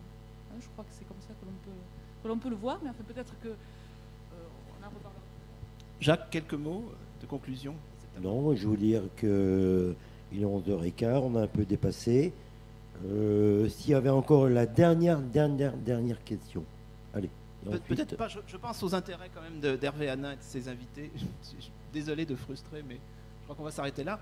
Mais en tous les cas, il me semble que très souvent, les tables rondes, les premières tables rondes servent de focalisation. J'imagine qu'une bonne partie des questions qui ont été posées à cette table ronde, vous pourrez les reposer dans les mêmes termes aux tables rondes suivantes. Et je vais passer la parole en quelque sorte à Hervé Hanin. Je rappelle que le thème de la deuxième table ronde, il y aura peut-être 5 minutes de battement simplement, est le produit de qualité de la définition à la signalisation. Et merci à nos invités de la première.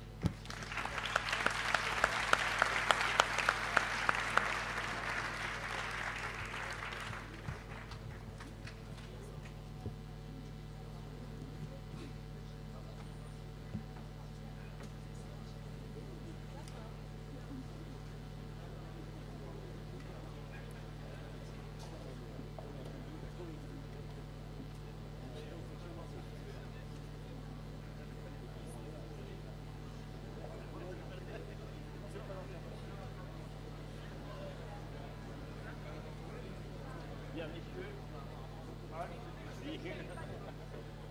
On passe le camembert.